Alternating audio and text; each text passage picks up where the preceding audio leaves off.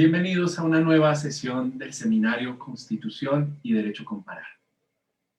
Recuerden ustedes que nuestras transmisiones están en vivo a través de Facebook, Fórum Divulgación del Conocimiento Sociojurídico, y una vez que termine el evento serán cargadas en YouTube en nuestro canal, Fórum Divulgación del Conocimiento Sociojurídico. Hoy tenemos con nosotros al profesor de la Universidad de Buenos Aires, Diego Luna, quien hablará con nosotros acerca del debate Kelsen-Cosio en el ambiente axiológico de la teoría pura del derecho.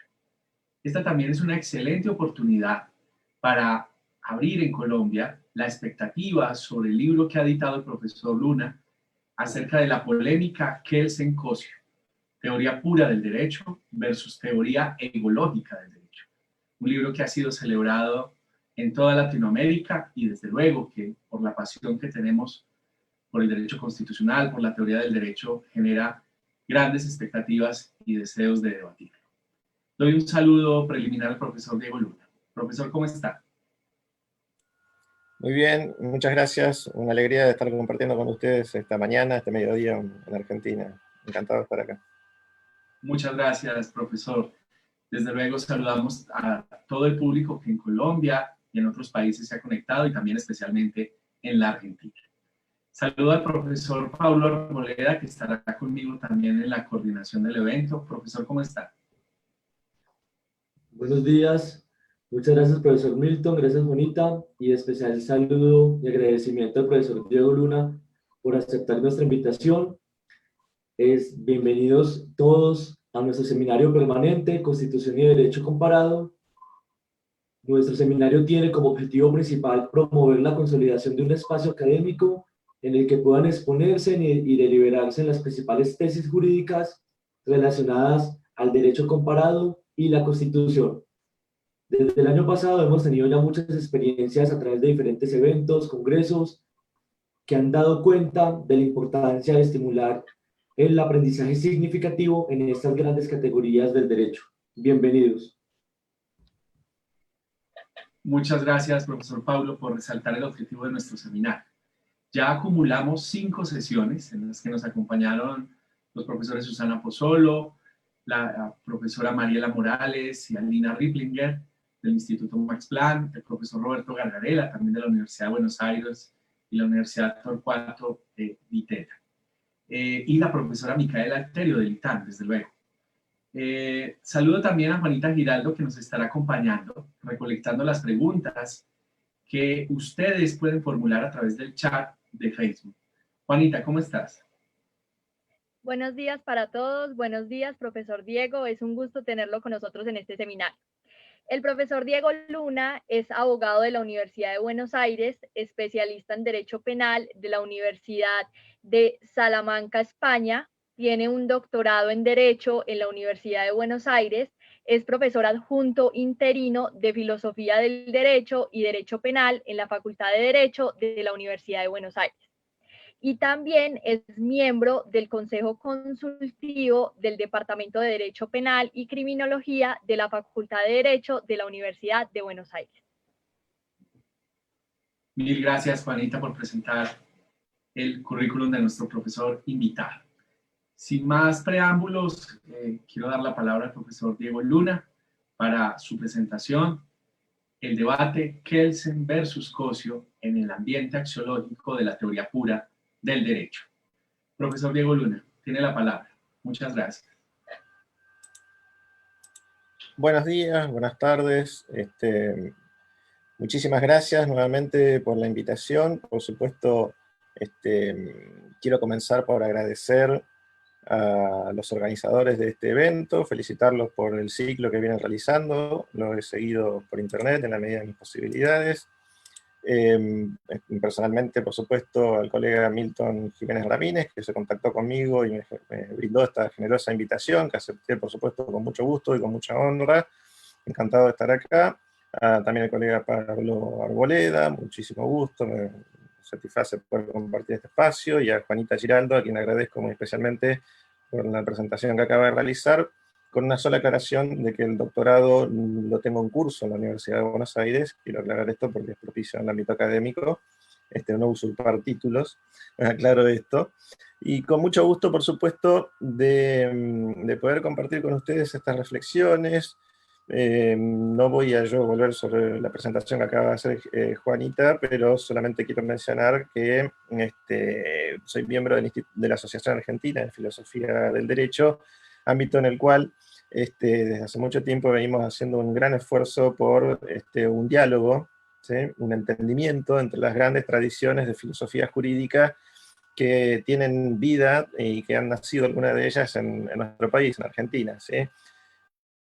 Por supuesto que entre las corrientes naturalistas, positivistas, analíticos, críticos, etcétera, también tiene cabida en la corriente que fundó en su momento Carlos Cosio en nuestro país a comienzos de la década del 40 del siglo pasado, denominada teoría egológica del derecho, en la cual me enmarco, me considero uno de sus actuales impulsores, como discípulo de mi maestro Julio Raffo, profesor de la Universidad de Buenos Aires, también en la maestría de Filosofía del Derecho actualmente, miembro de la Asociación Argentina de Filosofía del Derecho, y quien fuera uno de los grandes discípulos de Carlos Cosio, al menos desde la década del 60 hasta la muerte del maestro Cosio en el año 87. Autor de una gran obra célebre, recordada por muchos y estudiada en casi toda Latinoamérica, que es el Manual de Introducción al Derecho de Enrique Aftalión, José Vilanova y Julio Raff. Quería mencionar esto para poner mínimamente en contexto y presentarme con ustedes, más allá de las formalidades que agradezco y que han realizado los colegas, y me voy a entonces abocar, para aprovechar el tiempo del que disponemos, a la temática de la conferencia que brindaré el día de hoy.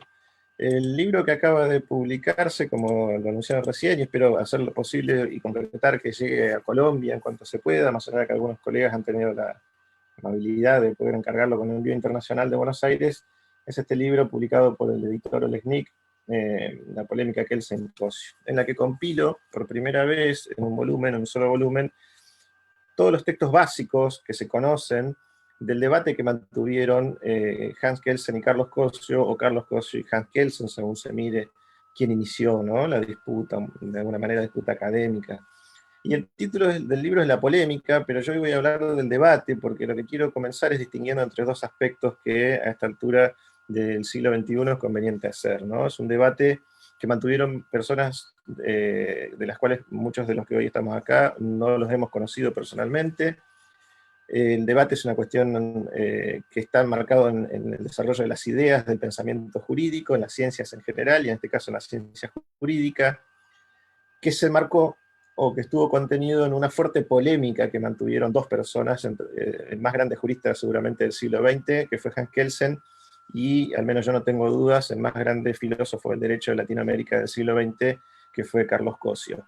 Pero ellos tuvieron una fuerte polémica que terminó incluso con distanciamiento personal entre ellos y algún grado de animosidad o de enemistad, con el cual yo no me voy a involucrar hoy. Puede ser tema precisamente, y de hecho lo es en gran medida, del estudio preliminar que tiene este libro, explicando cuáles fueron esos vaivenes y esas desavenencias que ocurrieron a partir de esta discusión que principalmente tuvo por motivo la publicación del famoso libro Kelsen-Cosio sobre los problemas escogidos de la teoría pura del derecho, con un anexo del balance de Cosio sobre las conferencias que Kelsen dictó en agosto de 1949 en la Facultad de Derecho de la Universidad de Buenos Aires. Ese libro, que finalmente se fue retirado de circulación a pedido de Kelsen por no haberse cumplido el acuerdo que él había tenido con la Facultad de Derecho acerca de que se hiciera una edición bilingüe en francés, que era el idioma en el que él había hablado, y en castellano, con las traducciones que hizo en su momento Cosio, no se cumplió, y esto motivó que se retirara el libro de circulación. Ese episodio histórico, que es parte de la polémica, precisamente, yo creo que no nos exime a los filósofos del derecho, no nos eximen de ninguna manera, y de hecho nos inquieta todavía conocer el debate de ideas y seguir reflexionando sobre el debate de ideas que hubo entre Cosio y Kelsen, y entre sus respectivas teorías jurídicas, entre la teoría pura del derecho y la teoría egológica del derecho, que todavía tiene algo para decir, y de la cual todavía tenemos algo que aprender, y yo creo que bastante y mucho, los que nos dedicamos a la teoría del derecho, a la filosofía jurídica en la actualidad. Por eso, insisto, voy a titular la presentación del día de hoy, el debate Kelsen-Cosio en el ambiente axiológico de la teoría pura del derecho. ¿Y por qué este subtítulo, no? para muchos en Colombia seguramente les resultará familiar, porque evoca ese gran trabajo que yo creo que fue publicado en 1945, pero me puedo estar equivocando, por el gran filósofo de Valledupar, Rafael Carrillo Luques, El ambiente axiológico de la teoría pura del derecho. Pero esto que hizo Carrillo, me parece a mí, fue ponerle nombre, y creo que es un nombre muy atinado, para un ambiente de época, para un clima de época que se vivía en Latinoamérica, especialmente respecto del modo en que la teoría pura del derecho había sido asimilada o estaba siendo asimilada, y no solo pensada y repetida, como decía Cosio, sino también repensada en el ámbito de nuestra América. Carrillo Luques, y también hay que mencionar, por supuesto, a Nieto Arteta en Colombia, a Eduardo García Maínez en México, a García Rosquellas en Bolivia, por supuesto a Miguel Reale en Brasil con su realismo, y a Werner Goldschmidt también desde Argentina con su visión tridimensional del derecho. Un poco más adelante, en la segundo lustro de la década del 50, a quien evoco también, y tuve el privilegio de tratar en vida, por supuesto, a Carlos Fernández Cesarego en Perú, y su desarrollo de trialismo.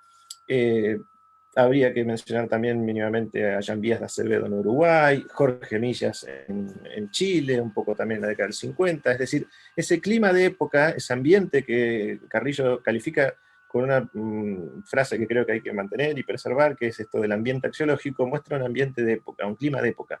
Latinoamérica, hace 70 años, ¿sí?, descubre o se da cuenta que en la ciencia jurídica, y lo desarrolla y lo teoriza desde todas sus naciones en América Latina, excede el plano de lo meramente normativo. Esto que hoy se discute nuevamente desde los neoconstitucionalismos, los no positivismos, ¿sí?, desde la Europa central, vuelven todos a coincidir en aquello que el ambiente axiológico de Latinoamérica había señalado ya en la década del 40 y en la década del 50, que el derecho se compone al menos de estos tres aspectos: del aspecto normativo, del aspecto valorativo o axiológico, ¿sí?, y del aspecto sociológico, social, en el cual ingresa también lo político, lo económico, lo ideológico, los factores de poder, etc. Y más o menos hoy, actualmente, con solo mencionar 2 o 3 nombres, vamos a ver que esto es la nota característica de la filosofía del derecho actual, en la que nadie sostiene que el derecho sea solo un sistema de normas. Robert Alexi, Luigi Ferraioli, por ejemplo, por poner 2 ejemplos paradigmáticos de los ámbitos germano, anglosajón, Robert Dworkin, etc. En definitiva, por una vía argumental distinta, por un esquema conceptual, por supuesto, en algunos aspectos muy distintos, también llegan a la misma conclusión hoy por hoy. Si uno mira Principia Iuris de Ferraioli, por ejemplo, va a ver estos 3 ejes claramente delimitados en esto que él habla de una ciencia más integral del derecho, complementando los aspectos de la teoría de la justicia, la sociología del derecho y el aspecto normativo de la ciencia jurídica, de la cual se han encargado mucho y muy bien en la segunda mitad del siglo XX todas las corrientes analíticas, ¿no? Manuel Atienza en España, también hay que mencionarlo, claramente sostiene que no alcanza con lo que han hecho los analíticos, pero no se puede hacer ciencia jurídica seria y rigurosa sin ellos. Esto me parece que estamos de acuerdo. Así que metiéndome de lleno en el asunto y poniéndolo en contexto de esta manera, hay que decir que la polémica de Kelsen y Cosio tiene un epicentro en el año 1949, pero no comienza en 1949. Cosio instala, y estos son los 2 ejes que quiero tratar hoy, la idea de que la teoría pura del derecho viene a dar precisamente el descubrimiento y la caracterización de eso que hoy llamamos lógica jurídica. Sin entrar en las disquisiciones, que si hay en el público algunos colegas analíticos me la van a señalar y ya la estarán notando seguramente, entre una lógica jurídica, una lógica de normas o una lógica de óptica. Lo que Cosio señala claramente es que para la ciencia jurídica hay una lógica particular y que habrá que descubrirla y desarrollarla, y que esa lógica se diferencia de la lógica tradicional aristotélica, de la lógica del ser. Por eso Cosio bautiza y caracteriza la lógica jurídica como una lógica del deber ser, tomando, por supuesto, el descubrimiento kelseniano, el eureka kelseniano, como Cosio lo va a denominar también, del nexo de imputación en las relaciones jurídicas que no se comprenden, no se conocen a través de una relación de causalidad, como ocurre en las ciencias naturales, sino de una imputación, de una relación de imputación de libertad o del deber ser entre dos términos de conducta, ¿no? Pensemos en lo que Kelsen ha caracterizado y denominado como la norma primaria, en la primera teoría pura del derecho, y con esto no basta para comprender a qué se refería Cosio cuando decía que esa relación de imputación lo que venía a hacer era el descubrimiento, o a dar con el descubrimiento de una lógica jurídica propia, de una lógica propia para el ámbito jurídico que era distinta de la lógica tradicional aristotélica.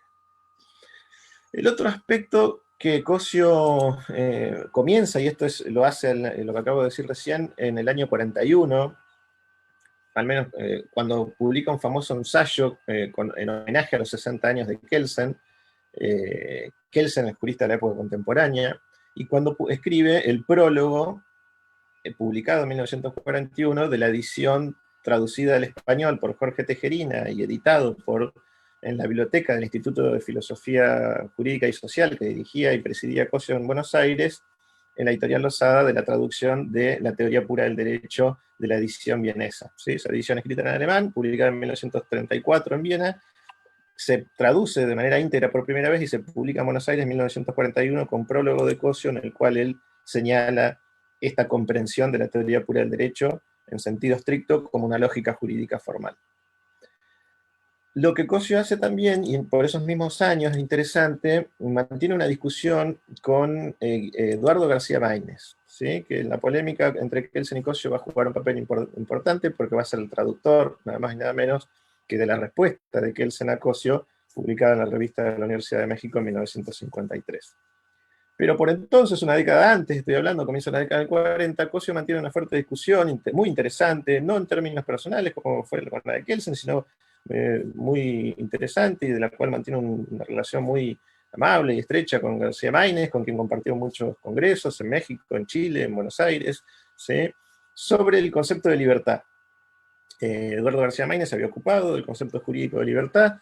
Cosio publica una postilla, esa monografía, que son las conferencias de García Maínez, que luego García Maínez replica nuevamente, y que Cosio termina contestando en la primera edición de la teoría ecológica del derecho, publicada por la editorial Losada en 1944. Y esto explica el subtítulo del libro de Cosio, de la obra cabecera, la obra magna de la teoría ecológica, que lleva por subtítulo La teoría ecológica del derecho y el concepto jurídico de libertad. Ese subtítulo alude a la discusión que mantiene con García Maínez y que de hecho integra este volumen, este libro, en gran medida con estos comentarios y apostillas que mantiene con García Maínez sobre el concepto de libertad. No me voy a meter en eso porque llevaría mucho tiempo también, pero solamente voy a señalar que Cosio parte de unos presupuestos filosóficos de la fenomenología existencial, del existencialismo, por supuesto, y hay otro tanto de la teoría de los valores, se desarrollan a mediados del siglo XX, particularmente en Europa Central, en Alemania, pero no solo, por supuesto, de la idea del ser humano como el centro de las ciencias sociales en general y de la ciencia jurídica en particular. Poner al ser humano en el centro y reflexionar filosóficamente acerca de lo que el ser humano es, lo lleva a la conclusión y a la asimilación en la teoría jurídica de que el ser humano esencialmente es libertad. ¿Qué es lo que somos? ¿Qué es lo que nos constituye? Es lo que hacemos. Y lo que hacemos es un optar, un elegir constantemente en un repertorio de posibilidades que la vida y sus circunstancias nos da momento a momento. Con pensar solamente de que los que estamos acá podemos permanecer sentados en la silla escuchando o retirarnos, esto se pone en evidencia, es patente acerca de que el comportamiento humano, lo que nosotros somos, nuestra vida, es un constante estar lanzado obligadamente a tener que optar y elegir por cada curso de acción. Y en esa elección siempre va en juego una valoración. La valoración positiva, que hemos mencionado todos al comienzo, que nos interesa estar acá dialogando, es la que nos lleva a elegir quedarnos y no irnos. Pero la posibilidad de quedarse e irse está como hecho de la realidad, como posibilidad dada en la circunstancia ahora mismo. Y esto es lo que Cosio reflexiona acerca del derecho. En definitiva, estas relaciones interhumanas en las cuales cada individuo ejerce esta opción de libertad ontológica, porque no se trata del derecho a la libertad, sino de la constitución del ser humano como un ser dado en libertad en su desarrollo vivencial, es lo que pone como centro de reflexión filosófica para la teoría del derecho, ¿sí? Y señalar que, en definitiva, esas relaciones de imputación de las que la teoría pura del derecho habla son la representación, nada más, pero ni nada menos, la representación conceptual de estas relaciones de libertad, ¿sí? Pensar en un contrato bilateral, en una relación bilateral de conducta, ya sea lícita en el caso de un contrato, compra y venta, o ilícita en el caso, supongamos, de un hurto, siempre hay una relación humana bilateral entre un sujeto y otro que guardan algún tipo de relación en el cual uno opta por hacer o no hacer, que puede ser lícito o ilícito. Esto vendría a ser una explicación de lo que Cosio llama el derecho en cuanto a objeto de conocimiento en su definición canónica de la teoría ecológica como conducta en interferencia intersubjetiva. Esto que a veces repetido de memoria o dicho en difícil no significa mucho, alude precisamente a esto, ¿sí? ¿Cuáles son las discusiones que mantienen Kelsen y Cosio entonces en este debate con estos ejes que acabo de señalar? Una de las primeras, por supuesto, es la respuesta que Kelsen va a dar acerca de esta caracterización de Cosio de la teoría ecológica, de comprender a la teoría pura del derecho, como meramente una lógica jurídica formal.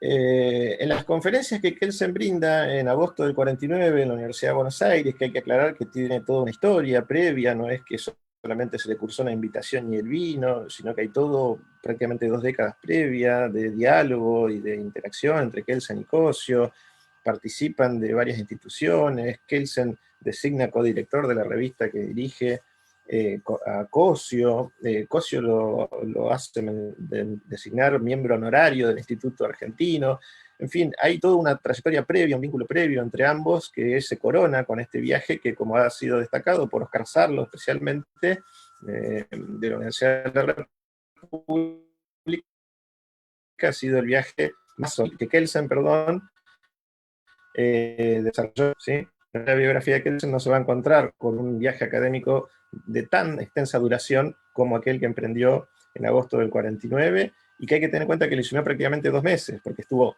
25 días en Buenos Aires, 2 días o día y medio en Montevideo, aproximadamente 10 días en Río de Janeiro, pero que tuvo actividad solamente 4 o 5, y luego hay que sumarle 25 días de viaje, 15 días en barco para venir y otros 10 para volver. Esto hay que ponerse en contexto de la época. Si uno miras las fotos, es poco menos que el Titanic, el transatlántico en el que viaja Kelsen, y le insume 15 días de viaje de ida y otros 10 de vuelta porque regresa un poco más al norte en América Latina, no de Buenos Aires, sino desde Brasil, a Nueva York, al puerto de Nueva York. En fin, estas son las anécdotas, pero que también hay que tenerlas en cuenta porque permiten tomar dimensión de la importancia que se le habrá dado entonces para tomar ese desafío Kelsen.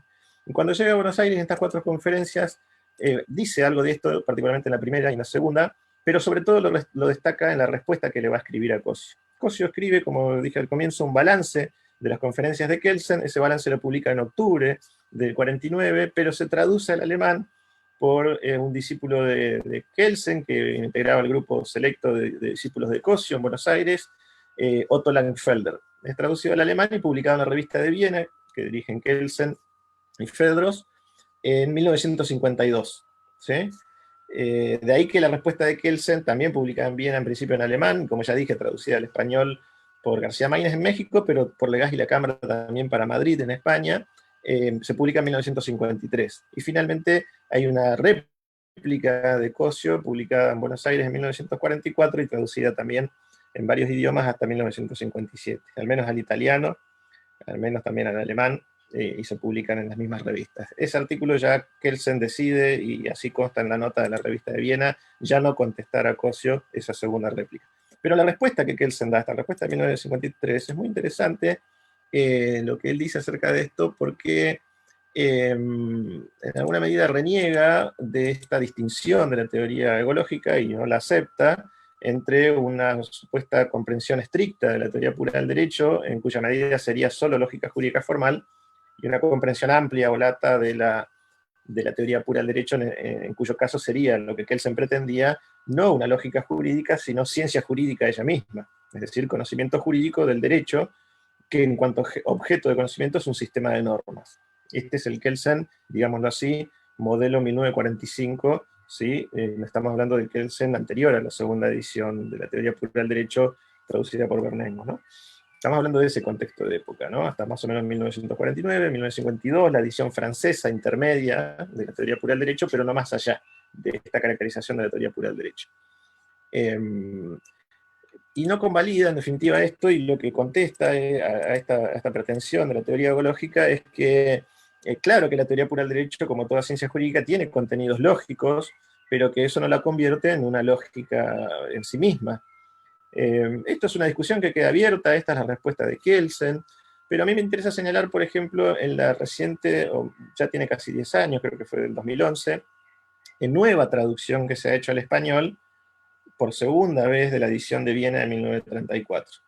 La única traducción conocida hasta ahora de la edición de Viena de la teoría pura del derecho de 1934 era la de 1941 de Buenos Aires, de Jorge Tejerina y prólogo de Cosio.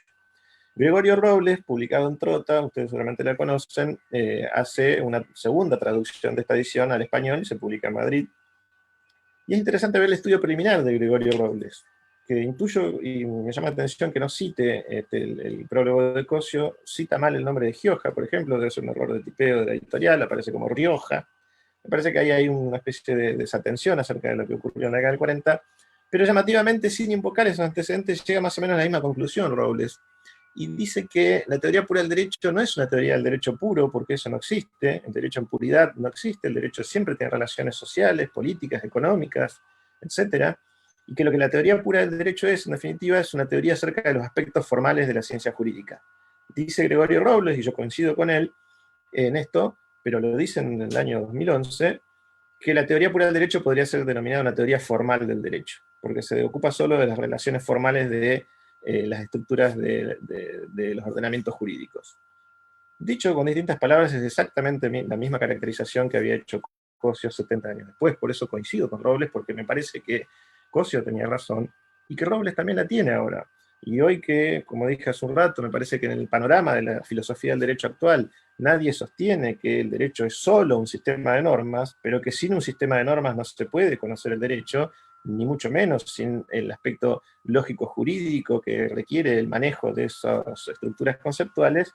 Creo que estaríamos muchos dispuestos a aceptar, aunque Kelsen no lo haya hecho, que lo que la teoría pura del derecho nos brindó fue la estructura del pensamiento normativo, es decir, algo que tiene que ver con la lógica jurídica del derecho, con la lógica propia del derecho, sea esta una distinta de la tradicional aristotélica o una lógica propia, una lógica nueva con sus propios desarrollos, que es el desafío que ha planteado en la segunda mitad del siglo XX a partir de la publicación de Deontic Logic en 1951 de Georg von Reich. Así que me parece que por ahí viene una discusión muy interesante. Esto hay que mencionarlo especialmente por el hecho de que en nuestro país, el Seminario de Lógica de Normas, que lleva adelante Eugenio Uligin, en su momento con Carlos Archurrón, desde hace prácticamente 6 décadas, o poco más, tiene un antecedente previo, que es la Comisión de Lógica Jurídica, que Cosio inaugura en 1950 en el ámbito del Instituto de Filosofía del Derecho de nuestra Facultad de Derecho, y que es donde nada más y nada menos se conocen precisamente Eugenio Uligin y Archurrón en el año 1953, esto contado por Uligin, precisamente en una discusión sobre el texto de von Reich, de Deontic Logic, que Cosio lleva adelante en el ámbito de ese seminario. Esto es interesante, a mí al menos me resulta bastante interesante. Voy a ir entrando a la segunda parte y ya iré cerrando esta disertación, que tiene que ver con otro aspecto discutido. Son muy interesantes los aspectos que se han discutido entre Kelsen y Cosio y que han quedado un poco opacados por el asunto de la polémica. Creo que la polémica, entre otras cosas porque no se han hecho investigaciones serias para poder terminar de dilucidar en qué consistió, ha opacado lo que de debate de ideas hubo en el medio de esa polémica. Y yo aspiro a que este libro que se acaba de publicar, un estudio reciente que ha hecho también mi colega de la Facultad de Derecho, Leopoldo Godio, discípulo de Hugo Caminos, termine de esclarecer estos asuntos para que se terminen dilucidando los mitos, las dudas, las faltas de certeza acerca de un episodio de la cual ya quedan pocos testigos en vida, y los que hemos indagado hemos podido entrevistar a varios de ellos, para que podamos dar paso a lo que nos interesa realmente en la filosofía del derecho, que es discutir las ideas, y no el episodio anecdótico solamente de la polémica entre dos personas que legítimamente cada uno en su biografía tuvo sus razones para asumir la actitud que cada uno decidió asumir en el curso de su vida. pero esto creo que no nos exime, insisto, como dije al comienzo, de discutir estas ideas. Y como no me alcanza el tiempo para desarrollar todas las ideas, decía, entonces me voy a ocupar de otro asunto, solamente un segundo asunto derivado de aquello que desarrollé en la primera parte, que es lo que tiene que ver con el asunto de lo que se denomina o se conoce como el principio de clausura, o lo que la teoría ecológica denominaba el axioma ontológico de la libertad. Dicho con un lenguaje o expresión existencialista, aludía exactamente a lo mismo, acerca de esto de que en los sistemas normativos, en principio habría o existiría una norma de clausura, una regla de clausura que cierra las posibilidades previstas en el ordenamiento y que nos hace llegar a la conclusión de que todo aquello que en un sistema normativo no esté prohibido, en definitiva está permitido. Es una regla con la que operan todos los legisladores cuando sancionan leyes, todos los constituyentes cuando sancionan constituciones y por supuesto todos los jueces cuando dictan sentencias, sean de tribunales superiores o constitucionales, o sean jueces locales de control difuso como ocurre en los estados federales como el nuestro. En fin, y con control de constitucionalidad difuso y para el caso concreto. Todo el tiempo los jueces están razonando de esa manera, lo sepan o no, salvo los estados totalitarios o que tienen un régimen de derecho que no es del todo respetuoso de los derechos, de la libertad de las personas, ocurre esto, que aquello frente a lo cual no existe una norma que lo prohíba o lo cercene, no hay posibilidad más que permitir esa conducta o dejarla librada de la libertad del desenvolvimiento humano. Y las novedades que estos tiempos nos dan con los desarrollos tecnológicos e informáticos hacen que todo el tiempo vayan apareciendo y cada vez de manera más acelerada novedades no previstas en la legislación que hasta tanto no se las regule o no se las prohíba, están permitidas. Esto es el funcionamiento de esta regla. Lo que pasaba en esa discusión entre Kelsen y Cosio es que Kelsen reconoce, y esto lo hace en la primera conferencia en Buenos Aires, y lo repite de alguna manera en la respuesta a Cosio, algo que la teoría ecológica le había señalado a la teoría pura del derecho, que era un error que la teoría pura del derecho cometía, al sostener que había conductas posibles, ¿sí? Conductas humanas posibles que no serían acaparadas por un ámbito de juridicidad. Es decir, habría conductas jurídicas y otras que quedarían fuera del ámbito de juridicidad. Cosio señala que esto no es posible, porque todo cae dentro del ámbito de juridicidad en la medida en que, o a lo sumo, está permitido por no estar prohibido. Y esto hace que el sistema normativo, de alguna medida, aunque sea indirectamente, termine refiriéndose a cualquier comportamiento humano, aunque este fuera novedoso o no estuviera previsto.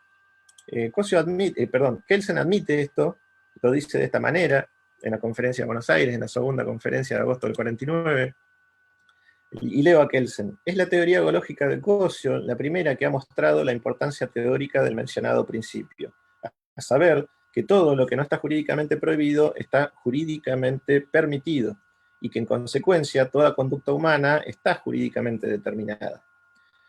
Luego agrega, por supuesto, que sin embargo, y sigo leyendo a Kelsen, aún admitiendo que no hay conducta humana que no esté directa o indirectamente determinada por el derecho, no estamos en situación, dice Kelsen, de definir el objeto de la ciencia del derecho como conducta humana lisa y llanamente. Es decir, hay que distinguir. Cosio admite la función preponderante del principio de que todo lo que no está prohibido está permitido, reconoce que esto es un acierto y un desarrollo de la teoría ecológica que la teoría pura del derecho va a incorporar, pero que no lo lleva, por supuesto, a admitir que solo por eso el objeto de conocimiento de la ciencia jurídica dejen de ser un sistema de normas, como afirma la teoría pura del derecho, y fuere una relación o una interacción humana como propone la teoría ecológica de Carlos Cosio.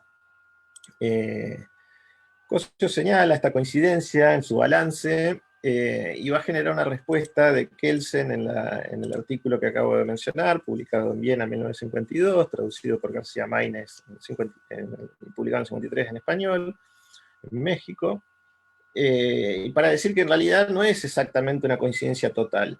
Y acá es algo muy interesante de lo que me voy a valer de los aportes de las teorías analíticas. ¿Cuál sería la diferencia que dice Kelsen que existe? Que en realidad es equivalente, dice Kelsen, estamos de acuerdo, dice Kelsen y Cosio, acerca de que todo lo que no está prohibido está jurídicamente permitido, y esto equivale a decir que toda conducta está abarcada directa o indirectamente por el sistema de normas de un determinado sistema normativo. Pero dice Kelsen también es equivalente a la inversa al principio, el principio inverso, ¿sí? Acerca de que todo lo que no está permitido, está jurídicamente prohibido. Es la formulación inversa del principio que afirma y que está de acuerdo Kelsen con Cosio, de que todo lo que no está prohibido está jurídicamente permitido.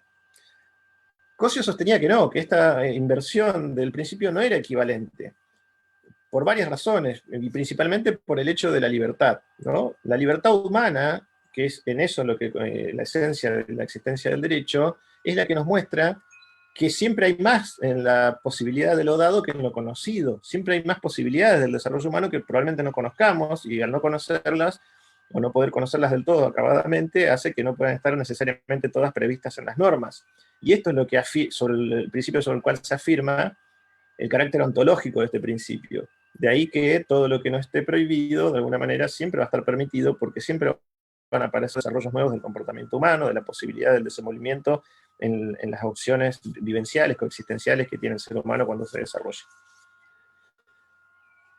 Kelsen decía que esto era así por una posibilidad del sistema normativo y no por este principio ontológico de la libertad. Y que a la inversa es exactamente lo mismo, porque en realidad cuando Cosio formulaba esta expresión negando la posibilidad del principio inverso, utilizaba el concepto de permitido o de permisión en dos sentidos distintos, decía Kelsen. Decía que Cosio utilizaba en sentido meramente negativo el concepto de permitido en la primera formulación, es decir, algo está permitido solamente porque no está prohibido, porque no hay ninguna norma expresamente que lo prohíba, y cuando se refiere a la segunda formulación, a la inversa, lo que no está permitido está jurídicamente prohibido, lo utiliza en otro sentido, ¿sí? En un sentido positivo. Acá creo que Kelsen tiene razón cuando dice esto. La teoría analítica, especialmente si uno sigue a Guligin y a Churron, ha encontrado esta distinción en lo que ellos denominan como el concepto de permitido en sentido débil y el concepto de permitido en sentido fuerte. ¿Qué sería esto?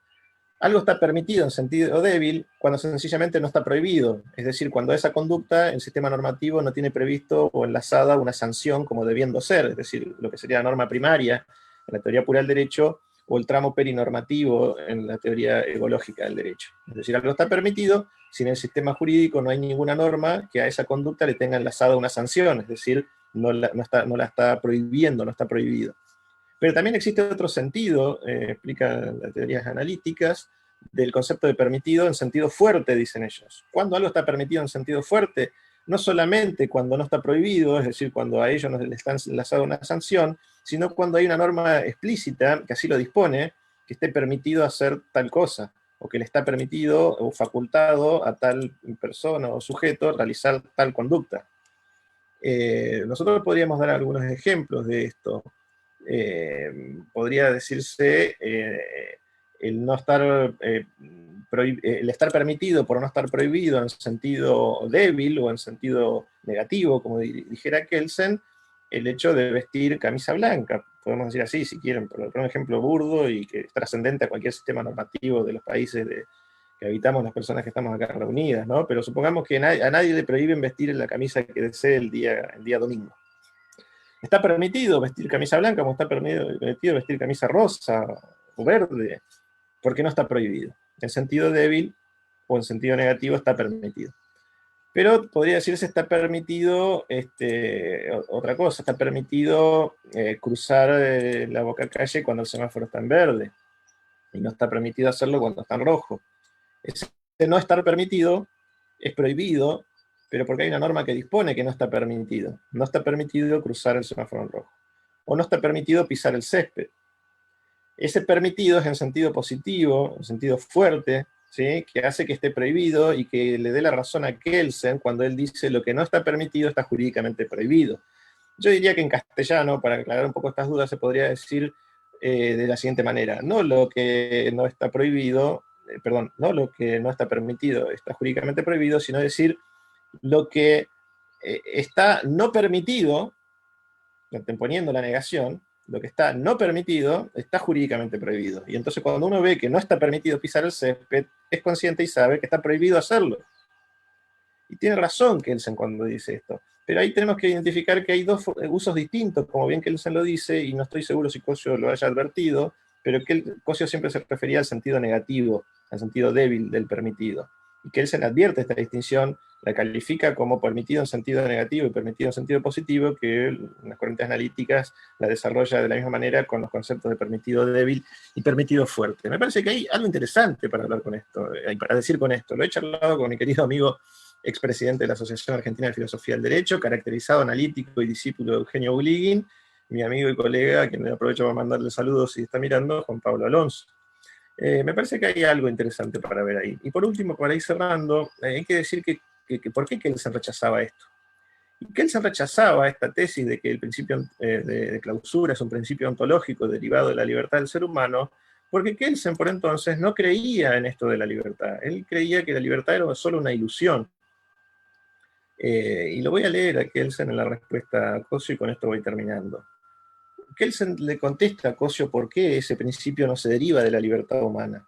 Él dice, no soy un determinista, dice Kelsen, en la acepción corriente del vocablo, pero en mi opinión, tal libertad no existe, sino que el comportamiento efectivo del hombre se encuentra causalmente determinado y por tanto, en tal sentido, el hombre no es libre. La afirmación, dice Kelsen, de que la conducta humana es libre, es decir, el aserto de que no se encuentra causalmente determinada, es pues un extravío, incluso cuando se emite desde el punto de vista o sobre la base de la autoobservación. Pero como el hombre no puede conocer por sí mismo la determinación causal de su conducta futura, se forja la ilusión de la libertad. Y repito a Kelsen, él califica la libertad como una ilusión, se forja la ilusión de la libertad.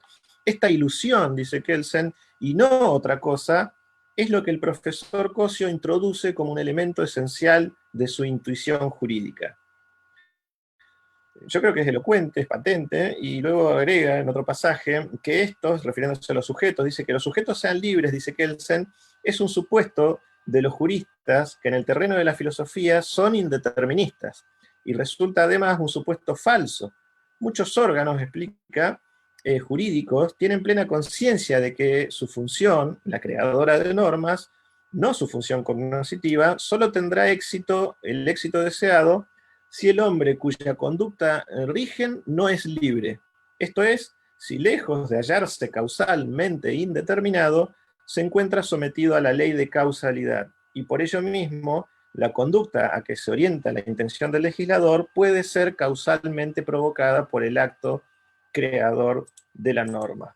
Es decir, esta es la tesis de Kelsen, una tesis ingenua desde un punto de vista, al menos desde el libre albedrío, de creer que las normas determinan la conducta humana y que el ser humano se comporta de un modo u otro como consecuencia o como efecto de una causa cuya causa es la norma.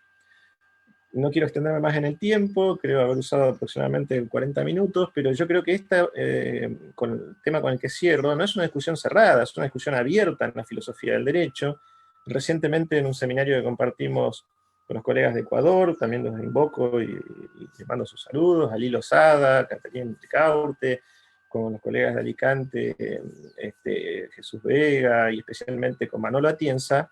En el último libro que acaba de publicar Manolo, lo tengo pedido por correo para que me llegue, pero lo discutimos en aquel seminario. Manuel Atienza plantea los desafíos que todavía sigue planteando para la filosofía del derecho, este asunto del libre albedrío. El último libro de Trota de Manuel Atienza se llama Una apología del derecho y otros ensayos. En un ensayo que es conocido del año pasado al menos, él postula esto, que uno de los desafíos que la filosofía del derecho actual todavía tiene es derivar las consecuencias y la discusión acerca de la tesis del libre albedrío. Esto no es un dato menor, no es un tema menor el que discutieron Kelsen y Cosio, y las consecuencias que derivan para la teoría del derecho, bien digo, el asunto de si el ser humano es libre o es un ser causalmente determinado. Lo que Kelsen entendía que Cosio llamaba libertad era el desconocimiento que los seres humanos tenemos acerca de la relación causal que determina nuestra conducta. Es interesante, nosotros no estamos acá porque elegimos estar, estamos acá por una causa que desconocemos y que nos genera la ilusión de que elegimos encontrarnos hoy acá. Bueno, con esto cierro entonces el encuentro, les agradezco muchísimo, creo que hay muchos otros temas para discutir, ojalá que este sea un punto de partida para poder, en el ámbito de la filosofía del derecho, recapitular una discusión filosófica, un debate filosófico que creo que está a la altura de los grandes debates del siglo XX, por ejemplo, el de Kelsen con Schmitt, el de Hart y Dworkin, por supuesto, ¿por qué no el de Willing con Kelsen acerca de la validez? Creo que la teoría jurídica, y especialmente la teoría jurídica latinoamericana, tiene mucho para decir, porque yo creo que la teoría ecológica del derecho fue quizá, en la discusión con Kelsen, en la punta del iceberg, el epicentro más alto, precisamente de ese clima de época que en Latinoamérica se daba, y que participan en una medida u otra en esta discusión todas las corrientes filosóficas latinoamericanas que advirtieron tempranamente que el derecho era algo más que un sistema de normas en el cual entraban en juego los aspectos sociológicos y especialmente los axiológicos. Es Carrillo Luques también quien afirma por entonces que la teoría del derecho gira en torno de una antropología del ser humano en el cual se identifica a la libertad ontológica del ser humano como el centro de preocupación, la caracterización definitiva o esencial de la existencia en convivencia en sociedad. Así que bueno, creo que hay algo ahí para dialogar. Les agradezco muchísimo, ahora sí con esto cierro y les dejo la palabra a ustedes, muy agradecido por el tiempo que me han dedicado para escuchar. Muchas gracias.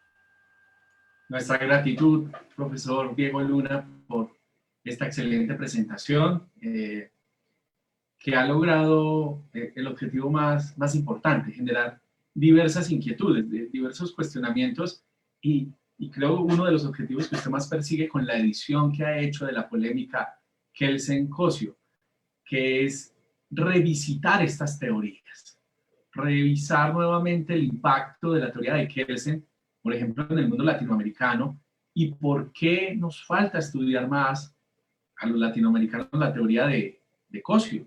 Estamos en deuda, sin lugar a dudas, y celebro lo que usted decía. Necesitamos más investigaciones acerca de estas propuestas para comprender adecuadamente los fundamentos de nuestro sistema jurídico o incluso para reformularlos. Entonces, nos entusiasma muchísimo lo que ha comentado. Quisiera que empezáramos nuestro diálogo con una primera inquietud. Si uno tuviera que hacer un paralelo entre la teoría pura del derecho y la teoría egológica, ¿cuáles serían esas grandes diferencias? Porque a primera vista, la teoría egológica aparece como una reacción a la teoría pura del derecho. Cosio aparece como un apasionado estudioso de la teoría de Kelsen, pero termina siendo también un importante contradictor, tal vez como debería pasar siempre en el ámbito académico y científico. ¿Cuáles podrían ser esas grandes diferencias que uno podría poner sobre la mesa para hacer más patente la importancia de estos dos trabajos a través de sus diferencias? Yo podría decirte, y te agradezco, Milton, por tus palabras, las consideraciones que haces. Soy convencido también de que hay que recuperar la filosofía latinoamericana. Lo he hecho constantemente en las tres ediciones que ha habido de los congresos iberoamericanos que hemos organizado. El primero en Buenos Aires en 2014, el segundo con la constitución de la Asociación iLatina, que impulsó especialmente Manuel Atienza en Alicante en 2016, en el 2018 en Río de Janeiro, y lamentablemente se ha tenido que postergar con fecha incierta el tercer congreso que teníamos previsto realizar en la UNAM en México en julio pasado. Y en ese ámbito le dedicamos especialmente un bloque a nuestros clásicos, y yo he sostenido en cada uno de esos congresos la postura de la teoría ecológica en Argentina, pero también es interesante y auspicioso que también los demás colegas participen de esto, y ha habido comentarios, reseñas acerca de nuestros grandes autores latinoamericanos. Me llamó mucho la atención que en el Congreso de Río de Janeiro, en Brasil, nadie hablara de Miguel Reale, nadie. Y bueno, en fin, era esperable que en México, y tenía una ponencia preparada para llevar el diálogo entre Cosio y García Máinez, que se hablara. Tuve el privilegio en su momento de dar una conferencia también en el Salón García Máinez de la UNAM, y se evoca y se lo reconoce siempre. No hay estudiante de abogacía en la UNAM que no haya leído el manual de introducción al derecho de García Máinez, como en Brasil no debería haber nadie que no conozca a Reale, o en Colombia que no conozcan a Nieto Arteta, Carrillo y otros tantos, ¿no? En fin, pero con esto coincido mucho. ¿Cuáles serían los ejes? Yo creo que lo primero que hay que advertir es esto, ¿no? Que la teoría ecológica no fue solo una reacción de alguien, porque a veces se suele decir, ¿no? La teoría pura de Kelsen, la teoría ecológica de Cosio. Pero es que si hubieran sido solo de Kelsen o solo de Cosio, no estaríamos acá discutiendo. Ocurre que no fue solo de Kelsen ni no fue solo de Cosio. Claro que es una expresión verbal, ¿no? Pero a veces esto distrae un poco la atención. La teoría ecológica fue algo que trascendió, como trascendieron otras teorías también y otros postulados teóricos. Y trascendieron por el valor que tenían, no por quién las formulara. Así que lo que quizá habría que advertir es esto primero, ¿no? Que tanto como la teoría pura del derecho es también una reacción al mundo, digamos, la tradición naturalista del siglo XIX, a la posibilidad de la cientificidad seria, ¿no? Creo que los juristas coincidimos en que si la ciencia jurídica tiene fecha de nacimiento, esa fecha es 1934, porque la teoría pura del derecho es la que nos da la posibilidad del desarrollo científico del siglo XX. Como dijo Roberto Bernengo alguna vez, estábamos destinados a dialogar con Kelsen durante todo ese siglo, y estamos entrando en la tercera década del siglo XXI y lo seguimos haciendo. Señalar eso primero, ¿no? Que es necesario ubicarlos como contextos de época y emergentes de los desarrollos de la ciencia jurídica en su momento. Y las diferencias también van por las coincidencias, porque en los últimos tiempos sobre todo se ha rescatado el Kelsen político, el Kelsen de la teoría también de la justicia, etc. Pero ¿qué pasa en esto, no? Hay que señalar, porque ojo con esto, a veces también ocurre otra confusión verbal, ¿no? Decir teoría de Kelsen y decir teoría pura del derecho como sinónimos, o la teoría kelseniana como sinónimo de teoría pura del derecho. La teoría pura del derecho, claro que es kelseniana, pero no todo lo kelseniano es teoría pura del derecho. Kelsen ha escrito sobre otras cosas, de sociología jurídica, de política, de derecho internacional, por supuesto, del cual no me voy a ocupar porque no soy un experto en el tema. Es decir, ¿es kelseniano los desarrollos de derecho internacional que desarrolló Kelsen? Sí, eso es teoría pura del derecho, y no siempre. Cuando escribe Sociedad y Naturaleza, ¿es kelseniano esa obra? Claro. ¿Es sociología jurídica? Sí. ¿Es teoría pura del derecho? No. El propio Kelsen lo dice en la presentación de Sociedad y Naturaleza, que este asunto del que se ocupa ahí no es teoría jurídica, es sociología del derecho, dice, o sociología de la justicia también. Pero claro, lo que pasa hoy, si uno mira, por ejemplo, como decías un rato, Principia Iuris de Ferraioli, encuentra que la filosofía del derecho, la teoría jurídica del derecho, ha llegado a la conclusión que eso que llamábamos sociología jurídica y aquello que llamamos teoría de la justicia como algo distinto de la teoría del derecho, porque la teoría del derecho solo se ocuparía del sistema de las normas, no puede seguir estando ajeno. Es parte de algo que es la misma disciplina. Lo que planteaba la teoría ecológica era que esos tres aspectos van integrados como la misma disciplina. Es ciencia jurídica, es teoría del derecho, el ocuparse del aspecto normativo, del aspecto axiológico y del aspecto sociológico. Por eso hay que advertir con esto, porque no va a faltar quien enseguida, y lo he discutido en varios congresos, el año pasado en el gran congreso que organizó la Universidad de La Habana, impulsado por Alejandro González Monzón, sobre los 70 años del debate Kelsen-Cosio en Cuba, llegó nuevamente esta discusión, ¿no? De decir, no, pero Kelsen no habló solo de las normas, o solo de la teoría pura del derecho. Eso es claro. El asunto es que Kelsen ubicaba a la teoría pura del derecho comprendiendo solo estos temas, y solo estos temas serían ciencia jurídica, ¿no? Hay que rescatar esto, hay que empezar a hacer estos distingos claramente y ver que si uno está dispuesto también, en definitiva, a recuperar aquello que Kelsen trabajó como sociología jurídica, pero decía que estaba por fuera, o que era política, lo que se ocupaba de los valores, ¿no? O de la democracia, le estamos haciendo también una corrección a Kelsen. Cuando decimos eso de lo que Kelsen se ocupó, también era ciencia jurídica, no obstante lo que pensaba Kelsen. Es un poco el argumento de Cosio. Mire, señor Kelsen, usted eso que llama ciencia jurídica, en realidad es lógica jurídica, no obstante lo que usted piense. Y me parece que hay que empezar a recuperar esto, a integrar esto para poder tener un diálogo, porque si no es imposible dialogar. Si no es imposible dialogar, y se cree que, algunos postulan, Sarlo en alguna medida cree que son inconmensurables las dimensiones epistemológicas de la teoría ecológica y de la teoría pura del derecho. Yo creo que no, basta con un entrenamiento serio previo a conciencia, estudiar conciencia y generar las traducciones, si se quiere, entre un esquema epistemológico y el otro. La diferencia central entre la teoría pura del derecho, con estas aclaraciones que acabo de hacer, con la teoría ecológica del derecho, de todos modos sigue siendo la cuestión ontológica, acerca de cuál es el objeto de conocimiento. Aún con esta integración que acabo de mencionar, de los aspectos políticos, sociológicos, etcétera, dentro de la teoría jurídica, la corriente positivista del derecho o kelseniana va a seguir sosteniendo que el objeto de conocimiento central es un sistema de normas. y no un sistema de relaciones de comportamiento humano. Lo que pasa acá es que, por supuesto, yo estoy convencido de que la teoría ecológica en este punto es más correcta, pero eso es un convencimiento mío y puedo estar equivocado y no tienen por qué compartir ese pensamiento, desde luego. Pero pareciera que con esta particularidad sería hoy por hoy, a esta altura de los desarrollos científicos, la única ciencia social que no tendría por objeto de conocimiento el comportamiento humano. Todas las demás ciencias sociales lo tienen, la historiografía, la antropología, la sociología, la etnografía, todas.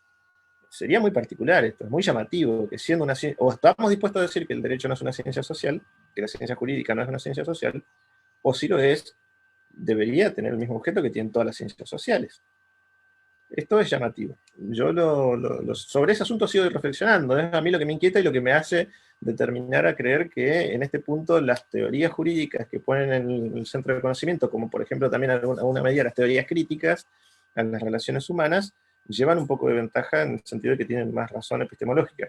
El asunto con las teorías críticas es que muchas de ellas reniegan de la cientificidad propia digamos, del pensamiento hegemónico desarrollado desde el pensamiento central, sobre todo en el siglo XX, y reniegan un poco de la actitud cientificista del conocimiento en las ciencias sociales, pero en cualquier caso sí están de acuerdo en negar que el derecho solo sea un sistema de normas. Será un sistema de discurso, será unas relaciones de poder, pero en cualquier caso es un fenómeno social. Lo que pasa, bueno, ahí es que hay una diferencia, me meto en otro asunto, ¿no?, entre las teorías críticas y la teoría ecológica, que tienen muchas coincidencias, pero una diferencia central probablemente sea esta consideración acerca de la cientificidad, de la cual las teorías críticas no están tan seguros, no están tan convencidos de que el derecho sea estrictamente un conocimiento científico. Me voy más allá de tu pregunta, pero me parece que hoy por hoy el eje central de discusión para comparar una teoría con la otra es ese. ¿Cuál es el objeto de conocimiento de las ciencias sociales y por qué lo es? Si lo es solo por postulado o es por una justificación que se puede sostener y defender, ¿no? Si se postula meramente que el derecho son conductas, o se postula meramente que el derecho son normas, o se justifica con alguna manera racional por qué eso es así. Este es el eje central de las diferencias, me parece, porque se pueden encontrar muchas otras coincidencias, y que creo que esas posibilidades de coincidencias, y acá hago una hipótesis inverificable, un contrafáctico, también yo creo que quedaron un poco obnubiladas por la disputa personal que existió, por la polémica. Al haber esa polémica y esa ruptura personal entre los dos grandes juristas, pareciera que se cerró la posibilidad de que pudieran seguir dialogando y encontrando coincidencias. Y nosotros no estamos eximidos de encontrarlas, esas coincidencias. Gracias, profesor. Profesor Pablo, lo escuchamos. Muchas gracias, profesor Milton. Muchas gracias, profesor Diego, por tan excelente intervención. Realmente nos deja grandes elementos de análisis y de comprensión entre las tesis del profesor Kelsen y Cosio. Mil gracias por tan valiosos aportes. La pregunta es la siguiente. En torno a la autonomía de la persona, ¿cómo se valora la obra de Rafael Carrillo en torno al ambiente axiológico de la teoría por el derecho en Latinoamérica? No sé si está Simón Martínez por ahí, estaba enterado de este encuentro, se lo enviaré en su momento. Yo creo que es la persona más calificada, y una de esas un día tendríamos que hacer alguna actividad, algún evento de diálogo y poner en correlación.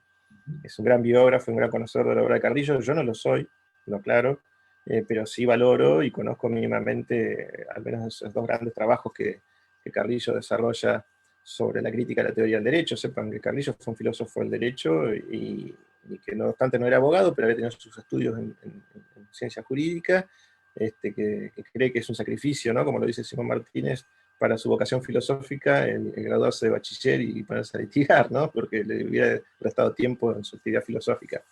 Me parece, yo no me atrevería a juzgar ahora, estando en un ámbito con colegas en Colombia, qué dimensión tiene él, pero sí, particularmente en Colombia, yo creo que es bastante, o debería serlo, pero lamentablemente en nuestro país es prácticamente desconocido. Pero pasa esto por un poco por lo que decía Milton hace un rato, y otro poco también por algo que viene sosteniendo machaconamente Manuel Atienza, también a quien vuelvo a invocar, que es esta actitud tan cómoda y tan servicial, y a veces acrítica de los latinoamericanos de importar pensamiento, ¿no?, de ir a buscar las ideas en otro ámbito, particularmente en Europa o en Norteamérica, sin conocer y sin hurgar en nuestra historia, y a veces encontrando una novedad, que es novedad solamente porque desconocíamos que aquí ya había sido pensado. Y esto repite de una manera muy triste la idea de la colonización, la idea del descubrimiento. Ya no son los europeos los que descubren América Latina o América, sino que somos los propios latinoamericanos los que estamos llevando nuestro propio descubrimiento. Descubrimos que en Europa se piensa lo mismo que se pensaba acá, pero que nosotros desconocíamos. Y me parece que eso hay un poco, lamentablemente, en el no conocer, al menos en Argentina, en las universidades argentinas es desconocido, Carrillo, desconocer los aportes que pudiera haber de él. Y me recuerdo que hace un par de años estuve en La Paz, en Bolivia, también invitado por otro querido colega, Boris Arias, quien lo evoco acá también, un gran impulsor de la filosofía latinoamericana en su país y en toda la región. Y hablando con colegas les preguntaba, en Bolivia, ¿quién fue el primer teórico del derecho que introdujo a Kelsen? No lo sabía. No supe quién. Ya se sepa, pero al menos ellos no lo tenían presente. Es casi inaccesible la obra de García Rosquellas que acabo de mencionar recién.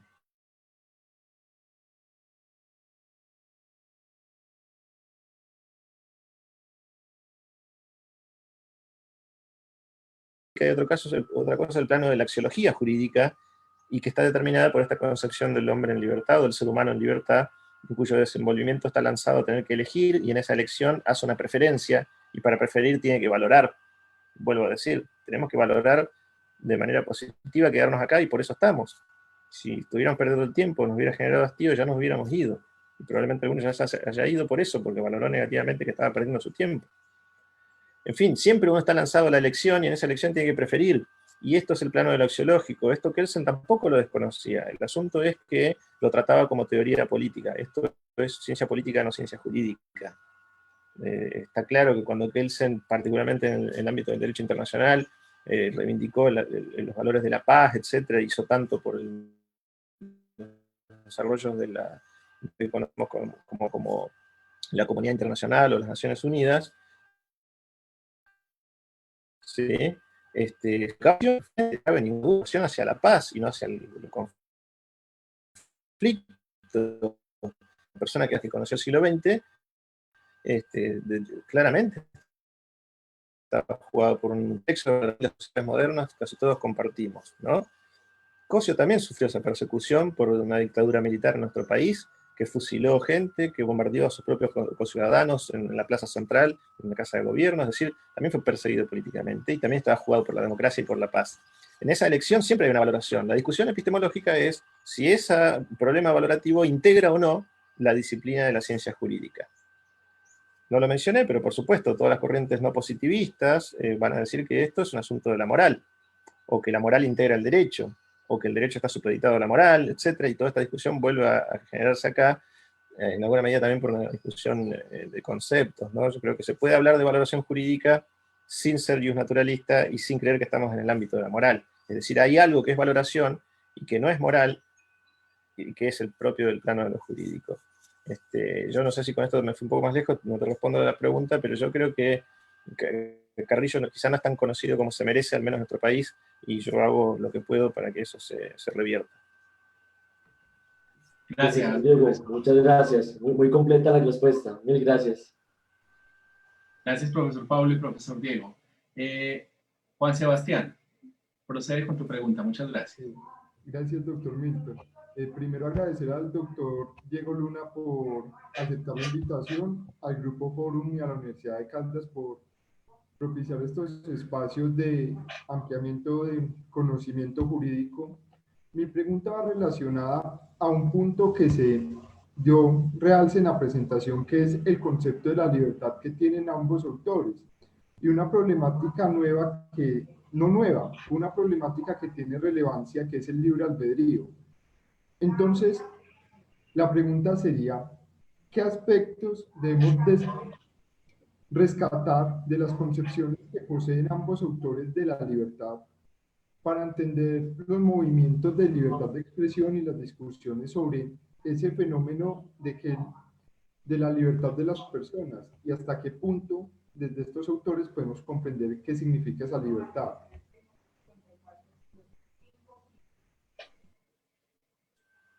Encantado, mucho gusto, Juan Sebastián. Gracias por la pregunta, contesto directamente. ¿Qué se puede rescatar de los dos? Yo insisto, y esto lo tomo de una idea de Carlos Petoruti, que también viene insistiendo en la Universidad de La Plata desde hace mucho tiempo. Él es el traductor de uno de los artículos publicados por el último biógrafo, director actualmente del Instituto Hans Kelsen, Thomas Olechowski, que acaba de publicar una monumental biografía de Kelsen de 1000 páginas en Viena, escrito en alemán. Él tradujo hace unos años un artículo de Thomas cuando hizo la confrontación, la comparación entre la teoría pura del derecho y la teoría ecológica. Esto está publicado en la Universidad Nacional de La Plata. Lo evoco a Thomas porque gracias a él particularmente y el apoyo del Instituto Hans Kelsen se pudo hacer la reedición de este libro que estoy mencionando, porque sin esa autorización no hubiera sido posible, y el apoyo sobre todo de ellos. Y con esto te digo que Carlos Petoruti, profesor de la Universidad de La Plata, lo que sostiene es que hay que recuperar lo valioso que haya de las dos teorías, la teoría pura y la teoría biológica, y correrse de esta confrontación que en la época existió acerca de cuál era superior o cuál ganó en la discusión. Es una discusión que a nosotros no nos aporta nada. Y creo que en este punto también hay que rescatar cosas valiosas de los dos. De Kelsen, la estructura lógica del pensamiento, de esa libertad, que la admita o no la admita, quienes creemos y estamos convencidos de que existe, nos sirve igual. Esa teorización acerca de las relaciones jurídicas como relaciones de imputación, de deber ser, la discusión que después va a tomar otro color en la década del 50 y del 60, sobre todo acerca de la norma jurídica fundamental también, y esta relación del principio de clausura entre lo que no está prohibido, está jurídicamente permitido y viceversa, si uno las pone como estructura de pensamiento de las relaciones humanas, se da cuenta que mencionan las relaciones de conducta en libertad, si uno admite que existe esa libertad. Lo otro que hay que distinguir y valorar del aporte de Cosio, para la pregunta que vos hacés, es que también seamos estrictos acá, y yo me pongo un poco en analítico en este sentido, en que vos estás usando la expresión libertad en dos sentidos también. Cuando hablas de la libertad de expresión, la estás usando como sentido de derecho subjetivo, y la libertad de la que yo estaba hablando del sentido filosófico de la posibilidad de comportamiento. Es decir, una cosa es el derecho a hacer algo, y ese algo puede ser ejercer cierta libertad, y otra cosa es la libertad que nos constituye como ser humano. Si vos haces un proceso de autorreflexión y caes en la conciencia o en la certeza de que vos, como persona, ahora mismo en acto, tenés la posibilidad de quedarte o irte, es decir, de escuchar mi respuesta o irte a otro lugar y no escucharla, vas a darte cuenta que eso es lo que yo estoy hablando como libertad. Existe como posibilidad. No quiere decir que todo ser humano tiene la misma libertad, que todos tenemos la posibilidad de acceder a la educación, de comer o de viajar a la luna. No quiere decir eso. Quiere decir que cada uno ejerce el vivir es estar obligado a optar, no queda otra, salvo, y esa libertad se clausura con la muerte. Eso es la parte de la fenomenología existencial, ¿sí? El ser humano es libertad, y cuando deja de serlo es porque dejó de serlo, dejó de existir. Solo ahí se termina esa libertad.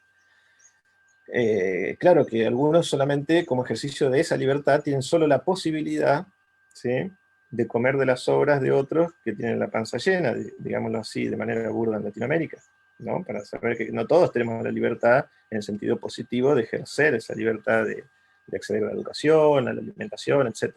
Y con la libertad de expresión pasaría lo mismo. En un régimen que reprime la posibilidad de expresión, supongámoslo así, de algunos tipos de pensamiento, ese ejercicio de la libertad como derecho subjetivo de expresarse está limitado, claramente, se limita. Lo que no suprime es la libertad ontológica del ser humano, que todavía tiene la posibilidad de rebelarse contra ese régimen opresivo, por ejemplo, ¿sí? O del fracaso existencial o de la tragedia existencial que consiste en optar por acabar la propia existencia. O el modo de entregar la vida de otra manera, que también es acabando la existencia biológica, pero por una causa más noble, que es el fenómeno del mártir o del héroe, que entrega su vida biológica por una causa, probablemente por la causa de la defensa de la libertad de expresión. Y vaya que tenemos ejemplos en nuestra dolorosa historia latinoamericana de gente que ha dejado su vida biológica en defensa de esta causa y de otras causas más nobles. Yo te diría como respuesta, primero distingo que hay que hacerle caso a los analíticos, no hay que poner todo en la misma bolsa, hay que tener una conciencia clara analítica de la distinción conceptual en el ámbito del derecho, y la respuesta que yo te puedo dar acerca del derecho a la libertad tiene que partir de esta distinción. Yo no estoy hablando de libertad en sentido de derecho subjetivo a la libertad, sino de la sentido filosófico de lo que nos constituye como ser humano. Si vos crees que esto que digo recién, ¿no? Que nosotros lo que hacemos ahora en este mismo acto es el efecto de una causa que desconocemos, es porque no existe esa libertad, no hay libre albedrío. Si vos crees que esto que estamos haciendo hoy lo estamos haciendo porque tenemos la opción y la posibilidad de elegir hacerlo o no hacerlo, es porque hay libertad. Esta es la discusión entre Kelsen y Cosio, que remite a una discusión profunda, milenaria, de 2000 años en Occidente, acerca de si existe o no el libre albedrío. No es una discusión que la vamos a resolver hoy, en 2 horas, ni menos, ni creo yo tener la respuesta definitiva. Lo que sí creo es que la filosofía del derecho no se puede desentender de esta discusión, y que las consecuencias a las que lleva la teoría jurídica, el adoptar una u otra, no son menores, y uno tiene que ser consciente de eso. No sé si te respondo a tu pregunta, pero es todo lo que te puedo decir. Todo muy claro, muchas gracias. Gracias, Juan Sebastián, y gracias al profesor Diego. Hay varias preguntas, he seleccionado algunas de ellas, particularmente de Juan José Cruz. Voy a tratar de resumir el tópico, pero Juan José pone o señala algo que es verdaderamente trascendental. Si Kelsen pretende una distancia al fijar su teoría, una distancia clara frente a la sociología y otras disciplinas, ¿cuál es el lugar y la naturaleza misma de la norma hipotética fundamental? Que es una pieza clave, no sé si puedo utilizar esta expresión, en la lógica de la teoría pura del derecho. ¿Cuál es el lugar de una norma hipotética fundamental que pareciera tener orígenes políticos, sociológicos incluso? Juan José en otro ámbito menciona excluir la sociología no puede terminar convirtiéndose en un elemento que mengue la actividad judicial. Estos son los tópicos que nos propone Juan José, quien aparte le brinda un saludo afectuoso al profesor Diego. Bueno, se lo retribuyo. Muchas gracias, Juan José, mucho gusto. Cuando hable con mis queridos amigos analíticos van a decir, Diego, dejaste de ser ecológico y pasaste a ser analítico, pero acá es importante no hacer otra distinción. No sé si Juan José está incurriendo en esta confusión, pero yo la quiero aclarar, ¿no? Cuando vos lo que leíste, Milton, acerca de que la norma hipotética fundamental tendría presupuestos sociológicos, la norma hipotética fundamental como juicio no tiene presupuestos sociológicos, en todo caso lo que lo tiene es la primera Constitución. Pero no hay que confundir la primera Constitución o la Constitución con la norma fundamental. Yo creo que Juan José tiene bien en claro esta distinción, pero la quiero hacer por las dudas que nadie la confunda. A veces, digamos, de escasas o malas lecturas de Kelsen se llega a la conclusión de que la norma fundamental es la Constitución, y esto no es así. De todos modos, también hay que poner a hablar de cuál Kelsen, ¿no? Porque el Kelsen de la época del que estamos hablando es el Kelsen que todavía sostiene la función de la norma hipotética fundamental, ¿no? El Kelsen posterior va a poner bastante en discusión esto, va a terminar diciendo que en definitiva es una ficción, o que probablemente es algo que haya que abandonar en la teoría jurídica, pero bueno, el Kelsen con el que Cosio discute y la teoría pura del derecho con la que la teoría ecológica debate, es esa teoría pura del derecho que se asienta precisamente sobre la lógica jurídica formal, cuyo eje central parte de la norma hipotética como juicio, ¿sí? Y acá hay que distinguir también otro plano, ¿no? El del desarrollo de la ciencia jurídica como conocimiento y el del desenvolvimiento de las disciplinas jurídicas como el de la actividad judicial. Lo vamos a distinguir para poder dar una respuesta clara, ¿no? En el ámbito del conocimiento jurídico, es decir, estrictamente el de la ciencia, en la teoría ecológica y en la teoría pura pareciera que no genera ningún problema esto, porque la norma hipotética fundamental es una hipótesis de conocimiento, ¿no es esto? Por eso digo, no tiene un origen sociológico, sino que es un origen lógico. No es sociológico, es lógico, es un presupuesto de conocimiento, es un presupuesto mental del conocimiento humano. Como lo es presupuesto mental del conocimiento humano, otras categorías como las que Kant nos ha enseñado, o en definitiva de las que hemos aprendido, para poder tener un conocimiento de los fenómenos físicos, matemáticos, etc. ¿No? El presupuesto de conocimiento en las ciencias exactas del ser humano es el principio de identidad. A es A. Por eso sabemos que 1 es igual a 1. En fin, digamos, esto es un conocimiento lógico, y esto, digamos, el presupuesto de que exista este principio lógico supremo del conocimiento humano que nos dice que lo idéntico es idéntico a sí mismo, es decir, A es A, ¿sí? Este es el principio básico de identidad que permite que podamos tener conocimiento de ciencias exactas, lógicas, etc. No tiene presupuesto sociológico, el presupuesto lógico, y existe solo en el conocimiento del pensamiento humano. Algo parecido parecería que proponen las ciencias jurídicas, al menos en el desarrollo de la teoría pura del derecho de entonces, o tal como la comprende la teoría lógica y la desarrolla, respecto de este axioma o este presupuesto lógico de conocimiento, que es una hipótesis de conocimiento de la norma jurídica fundamental. Si uno presupone esa norma, solo así puede desenvolver el pensamiento lógico acerca de las relaciones de imputación de un sistema normativo.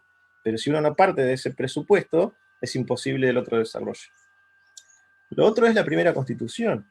Eso sí, claramente es un efecto sociológico, como a veces se ha dicho burdamente. Atrás de la primera constitución lo que hay es una revolución, por lo menos en Latinoamérica en el siglo XIX. Claramente, por supuesto, uno tiene que estudiar sociológicamente, uno no puede concebir el comienzo jurídico del Estado Nacional, pongamos el caso de Argentina, ustedes piensen en el caso colombiano, invito a los demás colegas que hagan lo mismo, sin el desarrollo de la historia política, sociológica de América Latina, y que involucra también el asunto en Europa, Napoleón, etc. Es imposible pensarlo, esto está clarísimo. Digamos. Yo no sé si interpreté mal tu pregunta o te estoy quizá dejando sin respuesta a lo que preguntaste, pero yo creo que ahí, tal como lo conciben la teoría pura del derecho y la teoría biológica, no hay un presupuesto sociológicos en la norma hipotética fundamental. Esto lo desarrolla Bernengo también en la traducción de la segunda edición de la teoría pura del derecho, en la que Kelsen todavía sigue manteniendo, en alguna medida, con algún matiz, el asunto de la norma hipotética fundamental. Y respecto de los jueces, ahí me perdí un poco en la pregunta, pero me parece que corre por otro carril, no el del conocimiento de las ciencias jurídicas, sino el del desarrollo de las disciplinas jurídicas políticas, en este caso, que es un ámbito del poder del Estado, el poder judicial. Gracias, profesor Diego. Sí, creo que la intención de Juan era no desconocer el fundamento lógico o el carácter de premisa de la norma hipotética fundamental en la teoría de Kelsen, sino tal vez caracterizar o reflexionar sobre su origen por naturaleza político y sociológico. Ahí viene muy bien la referencia que usted entonces hace a qué hay antes de las primeras constituciones en Latinoamérica. Movimientos anticolonia. Entonces, esa norma hipotética fundamental necesariamente está forjada de protesta, de impugnación, de búsqueda de soberanía, que podría ser más una caracterización político-histórica sociológica. Claro, pero a ver, si la miramos desde el ámbito de Kelsen, esa no puede ser la concepción, y entonces su respuesta es totalmente clara.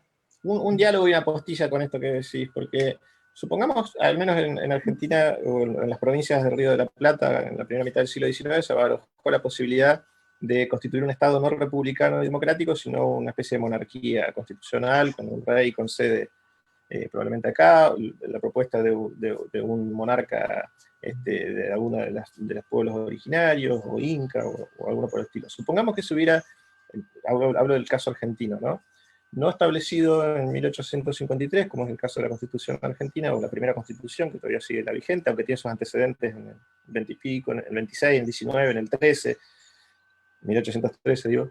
Supongamos que se hubiera aprobado ese régimen, que hubiera perdido, digamos, el bando o la posibilidad de la conformación del Estado en esta tradición anticolonialista que vos mencionabas, Milton, y que recordabas, y que le da nacimiento a todas estas naciones, ¿no?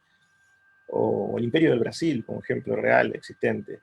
Lo mismo da, digamos, constituido el Estado imperial, la norma hipotética fundamental cumple la misma función, aunque los presupuestos sociológicos de esa primera constitución fueran distintos. Para pensar el sistema normativo que nace con el Estado imperial, y no con un Estado federal, el mismo papel para el conocimiento jurídico cumple la norma hipotética fundamental como hipótesis de conocimiento. Esto es lo que quiero significar, probablemente no esté contestando del todo la pregunta, pero esto es lo que puedo decir. Sí, pero creo que en gracia de la discusión que fomenta esta pregunta, es el aspecto menos tratado y que merece más diálogo para tratar de comprender sus implicaciones teóricas, no necesariamente prácticas, porque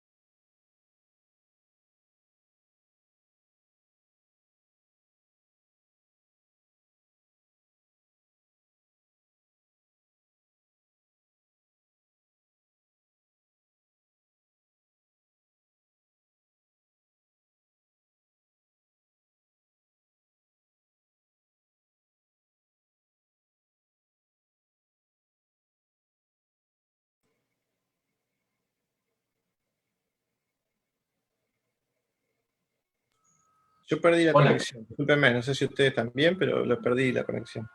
Tuvimos un problema. También, Les está muy pido, mala la señal.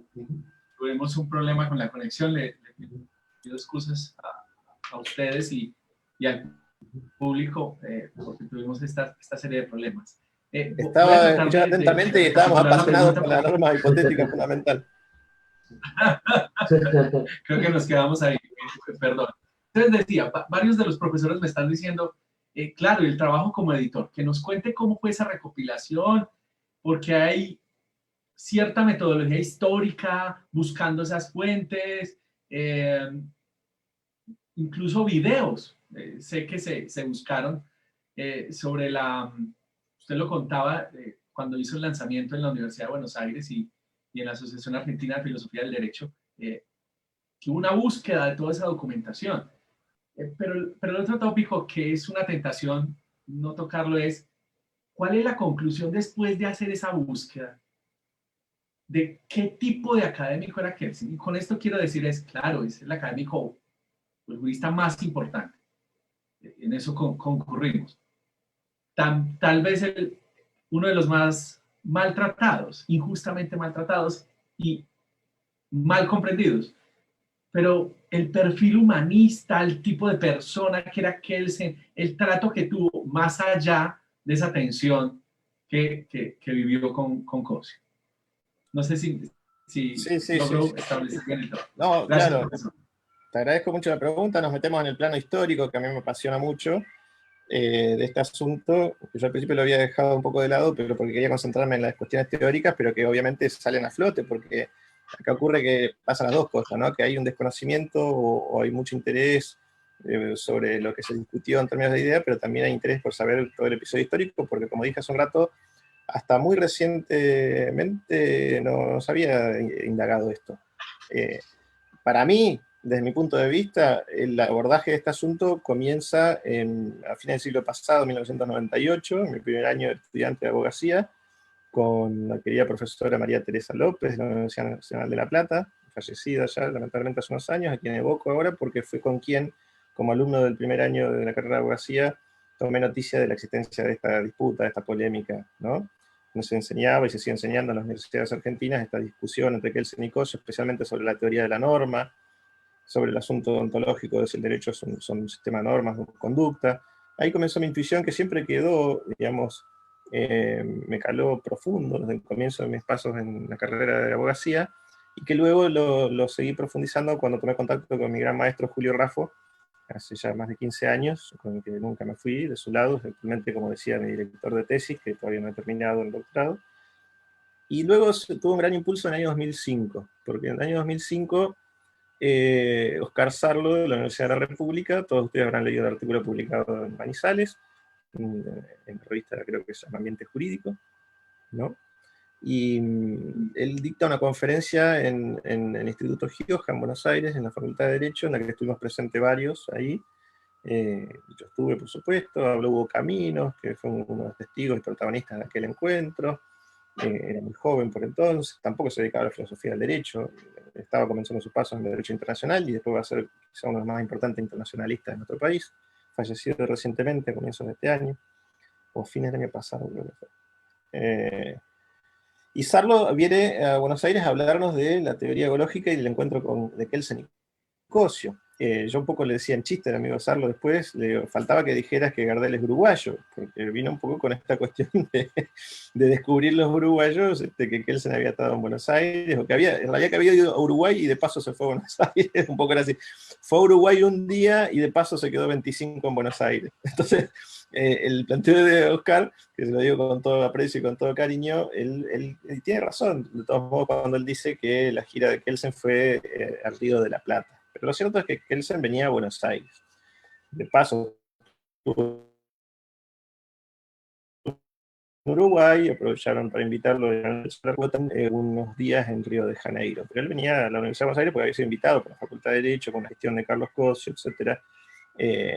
Y documentar todo esto a mí me generó una satisfacción enorme. Le dediqué mucho tiempo, muchos años. Yo soy funcionario del Poder Judicial en mi país, y no me dedico solamente a la academia, además soy profesor e investigador, y padre de 2 hijos, con los tipos en ustedes que no sé vivir de la investigación, menos de la investigación en ciencias jurídicas, menos en Argentina, hace que uno no tenga una disposición total, full time, porque yo no me dedico solamente a la investigación.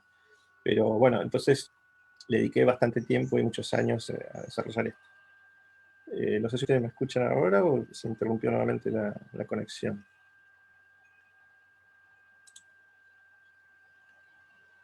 A ver, pongamos pausa un segundo.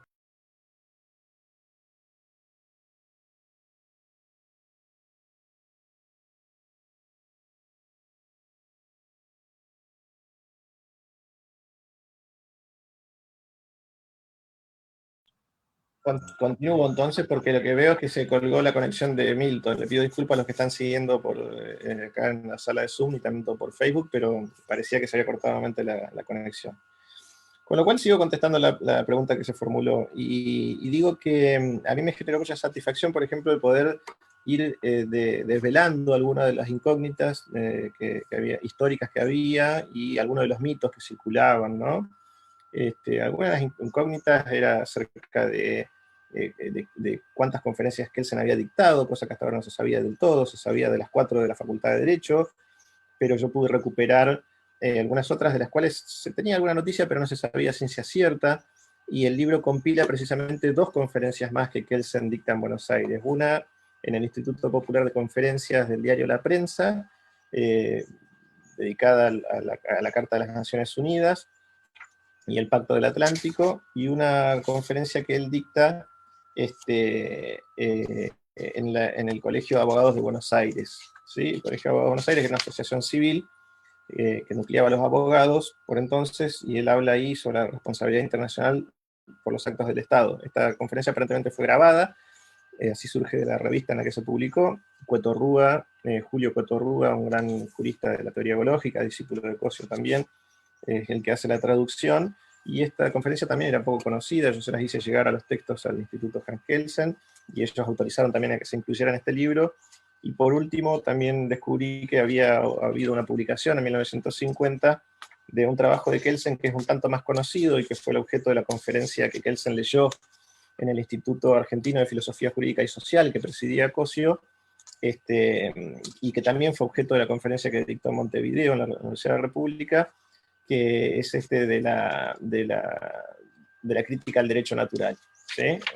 Quiero mencionar bien el título que yo estaba buscando ahora en el índice para ser preciso, porque de este texto, que se llama La doctrina del derecho natural ante el Tribunal de la Ciencia, existe una traducción tal vez un tanto más conocida, realizada por Albert Calzamiglia, profesor de la Universidad de la Pompeu Fabra de Barcelona, en aquella compilación que se llama ¿Qué es justicia? Y que compila varios trabajos de Kelsen, entre los cuales está pero había una traducción previa en Buenos Aires, publicada en 1950, que es esta que yo recuperé, publicada en una revista de escasa circulación, que se llamaba Hechos e Ideas, en Buenos Aires.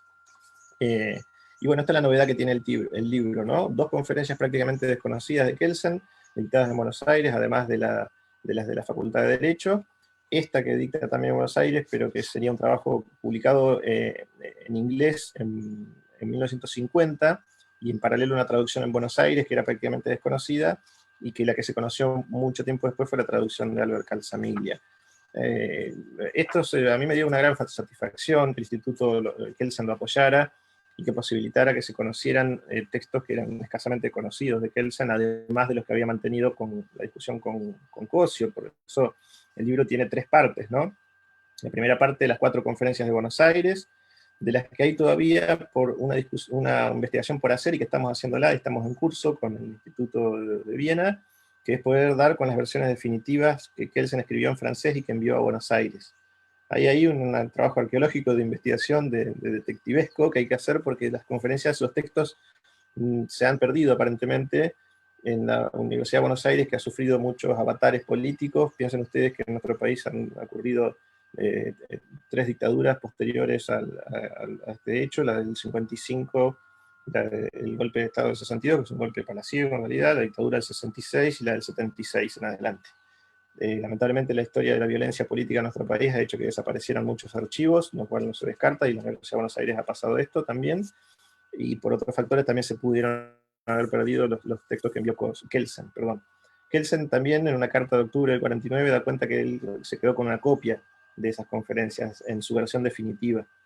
Pero esas copias tampoco aparentemente las conserva el Instituto Hans Kelsen. Ellos conservan una copia de un borrador escrito a máquina y con manuscritos a mano de Kelsen, que a partir de la investigación que yo hice, ellos decidieron, y así yo lo menciono en el libro, ponerlas a disposición del público en el repositorio de la Universidad de Viena, y hemos hecho un acuerdo en hacer una traducción nueva, definitiva, de esa versión francesa.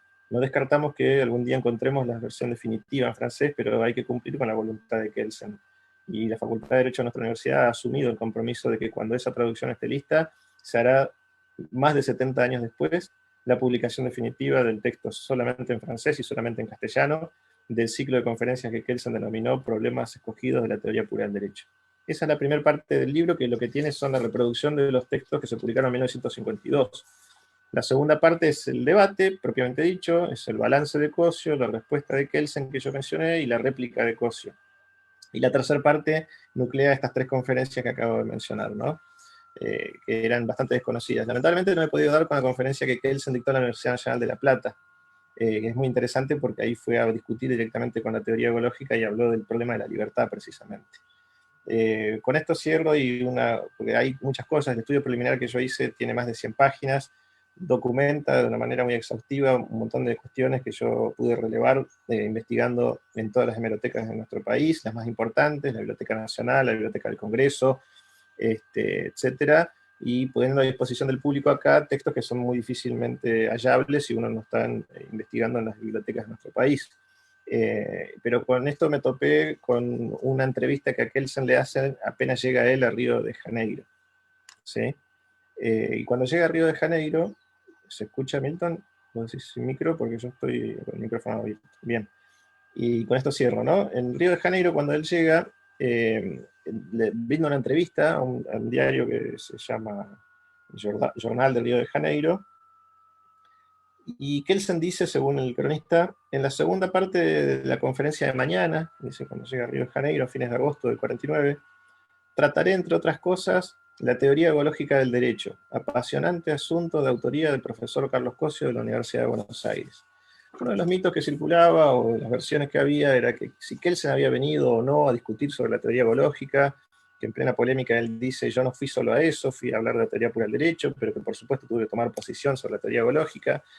También lo hizo en Río de Janeiro, y ahí no estaban las presiones o los contextos políticos que algunos aducen que había en Argentina, sobre todo para el ámbito europeo y anglosajón. Hay que aclarar que en Argentina no había un gobierno dictatorial, como algunos dicen, había una democracia electa y un presidente electo por el pueblo en 1952, electo en 1946, que fue reelecto en 1952 y derrocado por un golpe militar en 1955.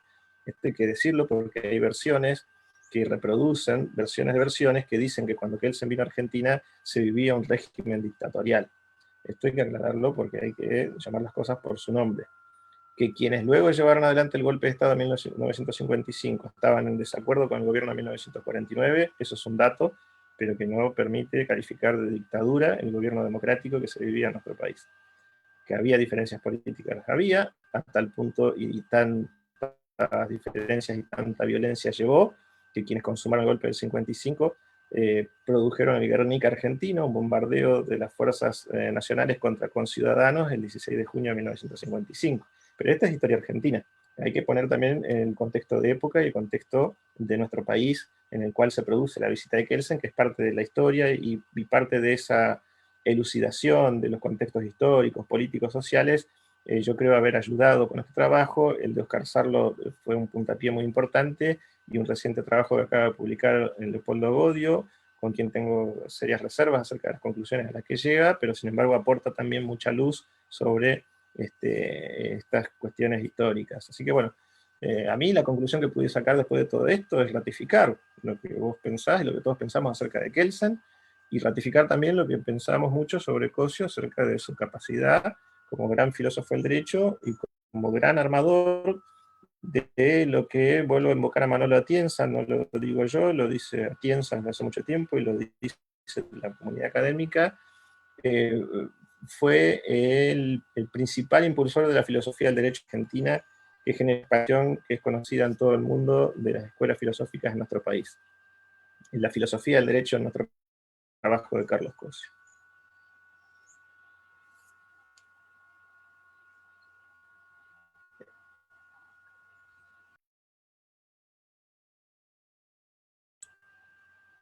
No sé, Paulo, ¿querés seguir? Porque creo que no habilita el micrófono, este es el asunto.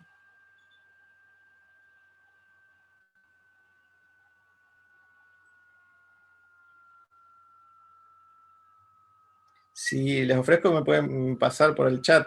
Yo no tengo ningún problema en seguir hablando. Perfecto. Pero me pasan a preguntar por el Ya chat. listo, doctor, qué pena, ya logramos superar este percance de la señal. Muchas gracias por la explicación, por el detalle. Ofrecemos a todos excusas por esos problemas técnicos que se nos salen de control. Profesor Diego, muchas gracias por la contextualización. Doy paso a Gabriel para realizar una pregunta.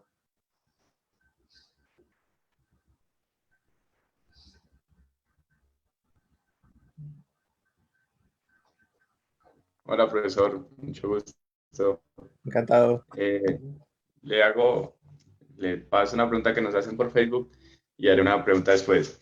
Nos piden el favor que, por favor, profundice en aquello que dijo de, comillas, hay una causa que desconocemos, que nos hace estar acá y nos da la ilusión de que fuimos nosotros los que hicimos estar acá. Nos piden que profundicen ese tema. Y volviendo a lo que hablaban de la norma hipotética fundamental, quisiera preguntar entonces si después del estudio que usted hizo de Kelsen, considera que esa respuesta, que es algo necesario para la teoría del derecho, o sea, algo como una hipótesis necesaria, es suficiente para absolver el problema. Esa respuesta más o menos fue la que dio, si no estoy mal, Harry, que dijo, es una pregunta que no tiene respuesta y en esa medida es una pregunta impertinente.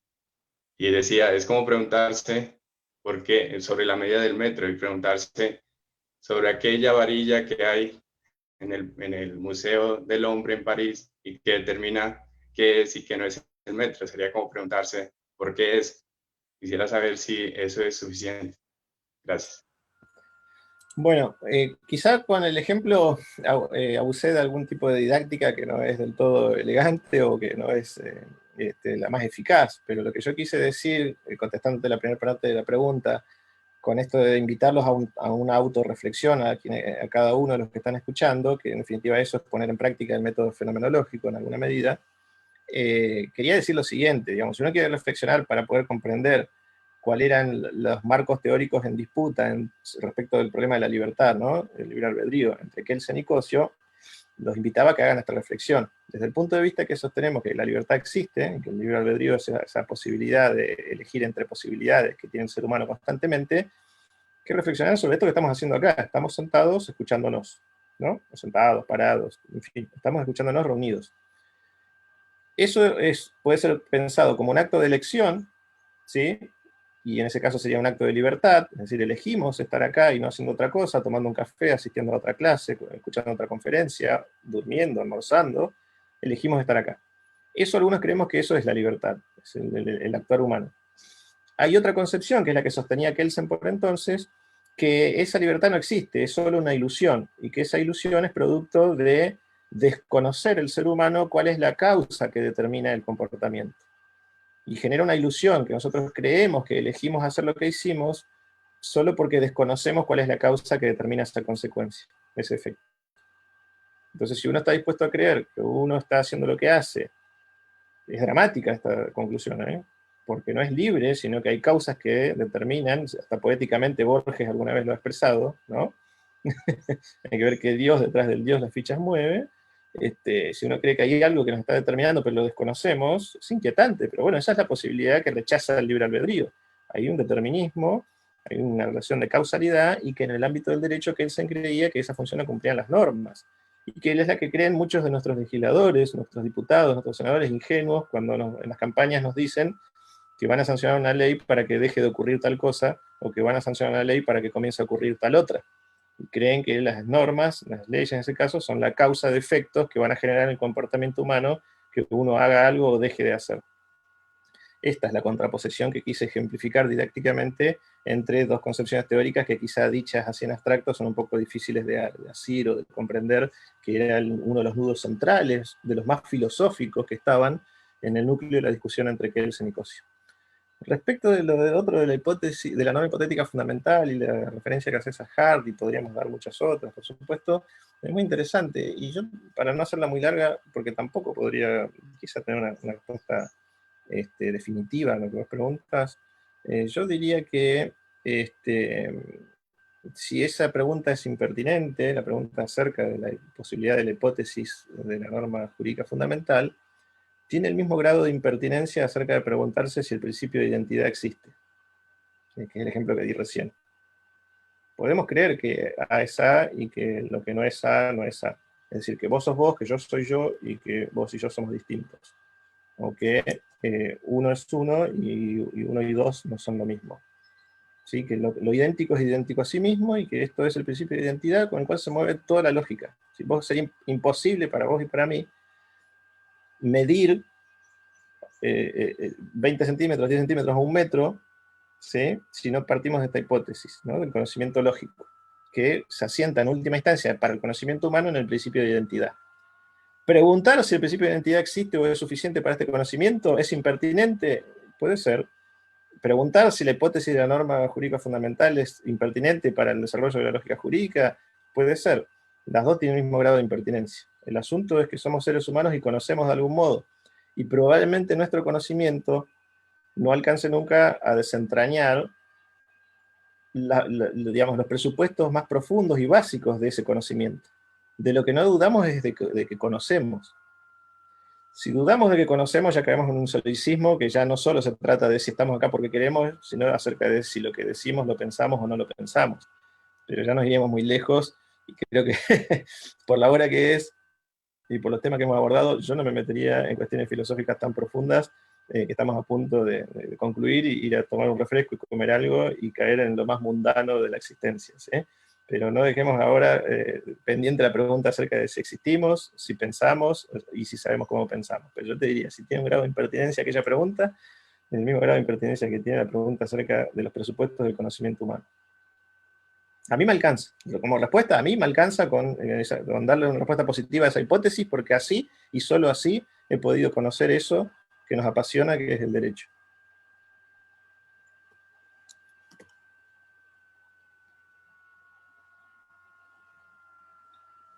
Yo no escucho ahora, no sé si los demás. ¿Te escuchan, Milton?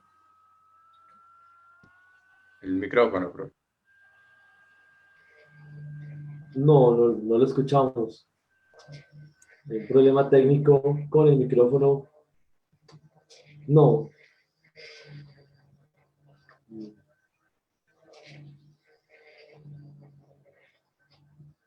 Sí, no, hay un problema técnico con el micrófono.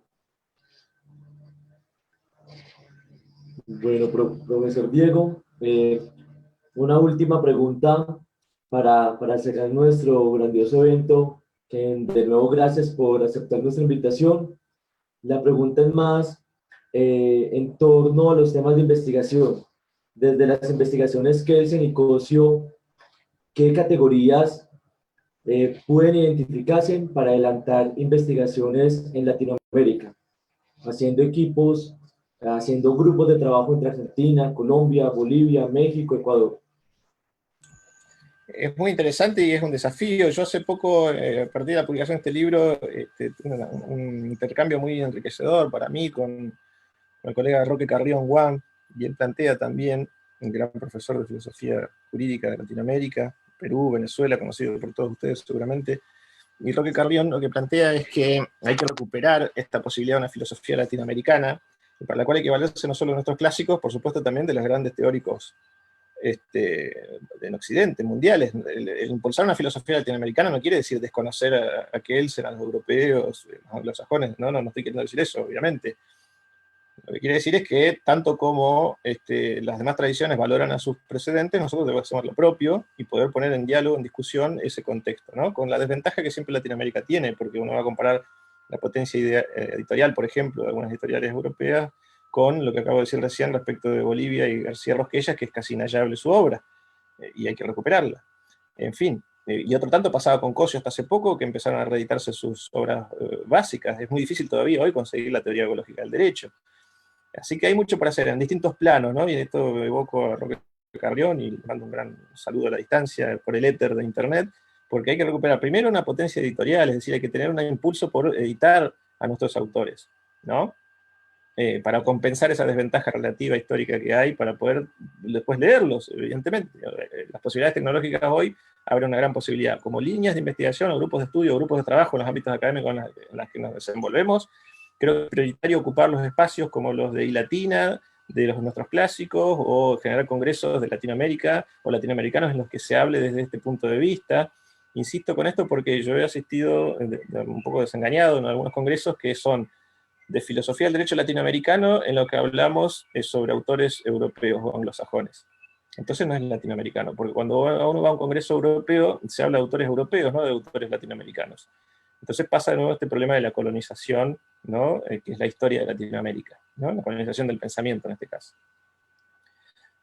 Dicho eso, que no es una cuestión menor, las posibilidades de investigar con unas categorías de Kelsen y Cosio particularmente son muy amplias. Yo creo que una línea de la que hay que seguir y continuar es el de la lógica jurídica. Digamos, al margen de la discusión polémica entre Kelsen y Cosio, si admitía o no que la teoría pura era lógica, lo cierto es que todo el siglo XX ha sido un desarrollo de la lógica jurídica a partir de Kelsen. E incluso ignorando a Cosio o conociendo a Cosio, da lo mismo, se ha trabajado sobre esa línea y creo que hay algo para decir ahí porque también hay mucho para recuperar de la lógica jurídica en nuestro ámbito. La otra distinción, por supuesto, es el de la axiología jurídica, que ya dije, hoy vuelve, digamos, reactualizada con la discusión acerca de las corrientes no positivistas, el neoconstitucionalismo, etc. ¿Por qué? Porque cuando la discusión de Kelsen y Cosio se daba, fíjense ustedes, estábamos en los albores del desarrollo exponencial que va a tener en la segunda mitad del siglo XX todo el desenvolvimiento del derecho internacional de los derechos humanos. Estamos hablando de 1949, la Carta de Naciones Unidas de 1948, la Declaración Universal, ¿sí? Estamos ahí. Hoy por hoy, con la positivización en normas de Estado superior al constitucional y que muchos de nuestros estados no han incorporado a su bloque de constitucionalidad, encontramos que todas esas discusiones valorativas, la mayoría de ellas axiológicas, en definitiva, están plasmadas en plexos positivos que recogen valoraciones, ¿no? Y que hoy en la teoría se les dice soft law y algo por el estilo, ¿no? O de los principios.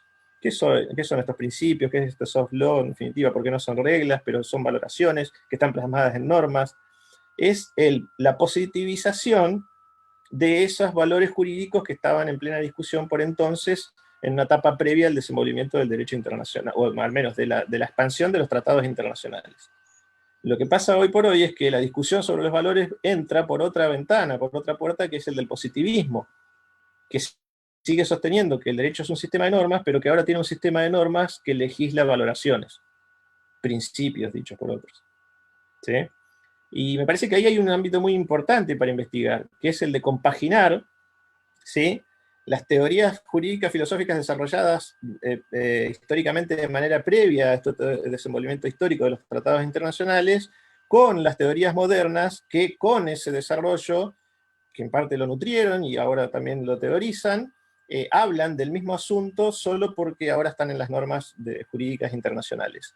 Pero en cualquier caso, antes de su positivización y ahora positivadas, de lo que estamos hablando es de valoraciones jurídicas, que se las puede llamar principios, algunos los llaman moral, etc., pero son de eso de lo que estamos hablando, de los valores jurídicos, muchos de ellos fundamentales como la paz, la seguridad, la cooperación, etcétera, que son los valores de los que hablaba la teoría biológica del derecho en el plexo axiológico. La cooperación internacional, la paz mundial, la seguridad son los mismos valores jurídicos, solo que ahora están plasmados en tratados internacionales. Me parece que ese es un ámbito muy importante para desarrollar, ¿sí? Yo un poco lo dije hace poco en una jornada que me invitó una colega venezolana que está radicada ahora en Colombia, en la Universidad Católica de Colombia, Flor Ávila, a quien le mando un gran abrazo, y tengo unos queridos amigos también, y hablábamos de esto, ¿no? De que la teoría ecológica lo que tiene para aportar a las nuevas corrientes del principialismo o neoconstitucionalismo tiene que ver con todo su desarrollo hecho en materia de axiología jurídica, que comparte con todas las corrientes latinoamericanas de la época, como dije recién, las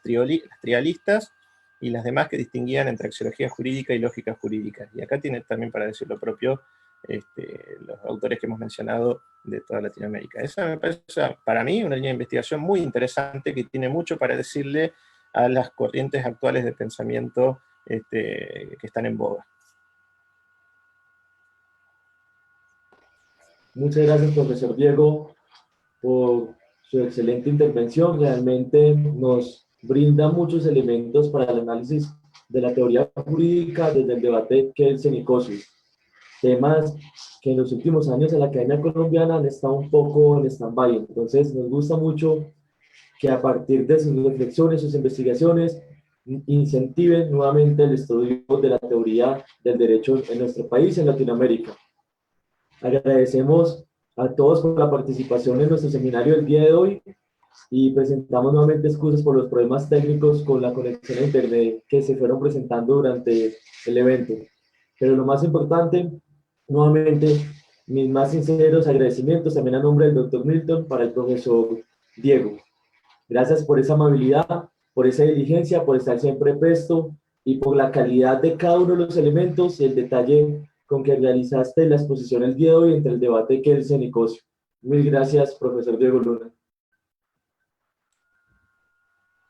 Bueno, muchísimas gracias. Yo valoro muchísimo también el trabajo que se hace en Colombia. Hay muchísimos grandes colegas trabajando ahí. Por supuesto, puedo hacer nombres y me van a quedar afuera un montón, pasando por Andrés Botero, por otros colegas, Sierra Soroquinas, el impulso que hacen del externado de Colombia, de las publicaciones que hacen, que también le han dedicado mucho a Kelsen, en parte, y me parece que también es oportuno recuperar a los propios juristas colombianos. Recientemente han publicado también algo sobre Nieto Arteta, que también tiene que ser recuperado para nuestro país, para Argentina, porque tiene mucho en términos de lógica jurídica, etc.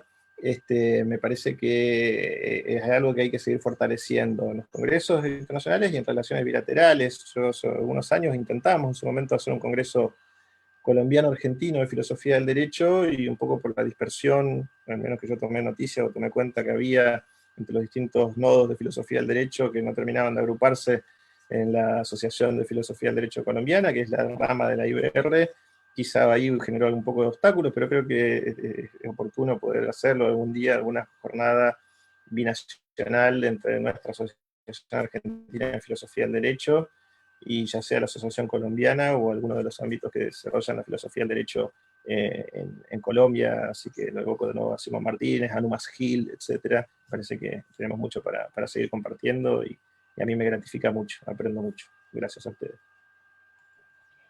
Muchas gracias, profesor Diego.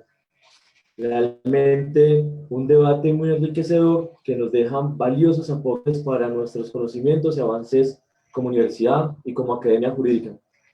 Agradecemos la participación de toda nuestra audiencia. Cerramos nuestro seminario permanente dirigido por el profesor Diego Luna. Una feliz tarde para todos. Muchas gracias.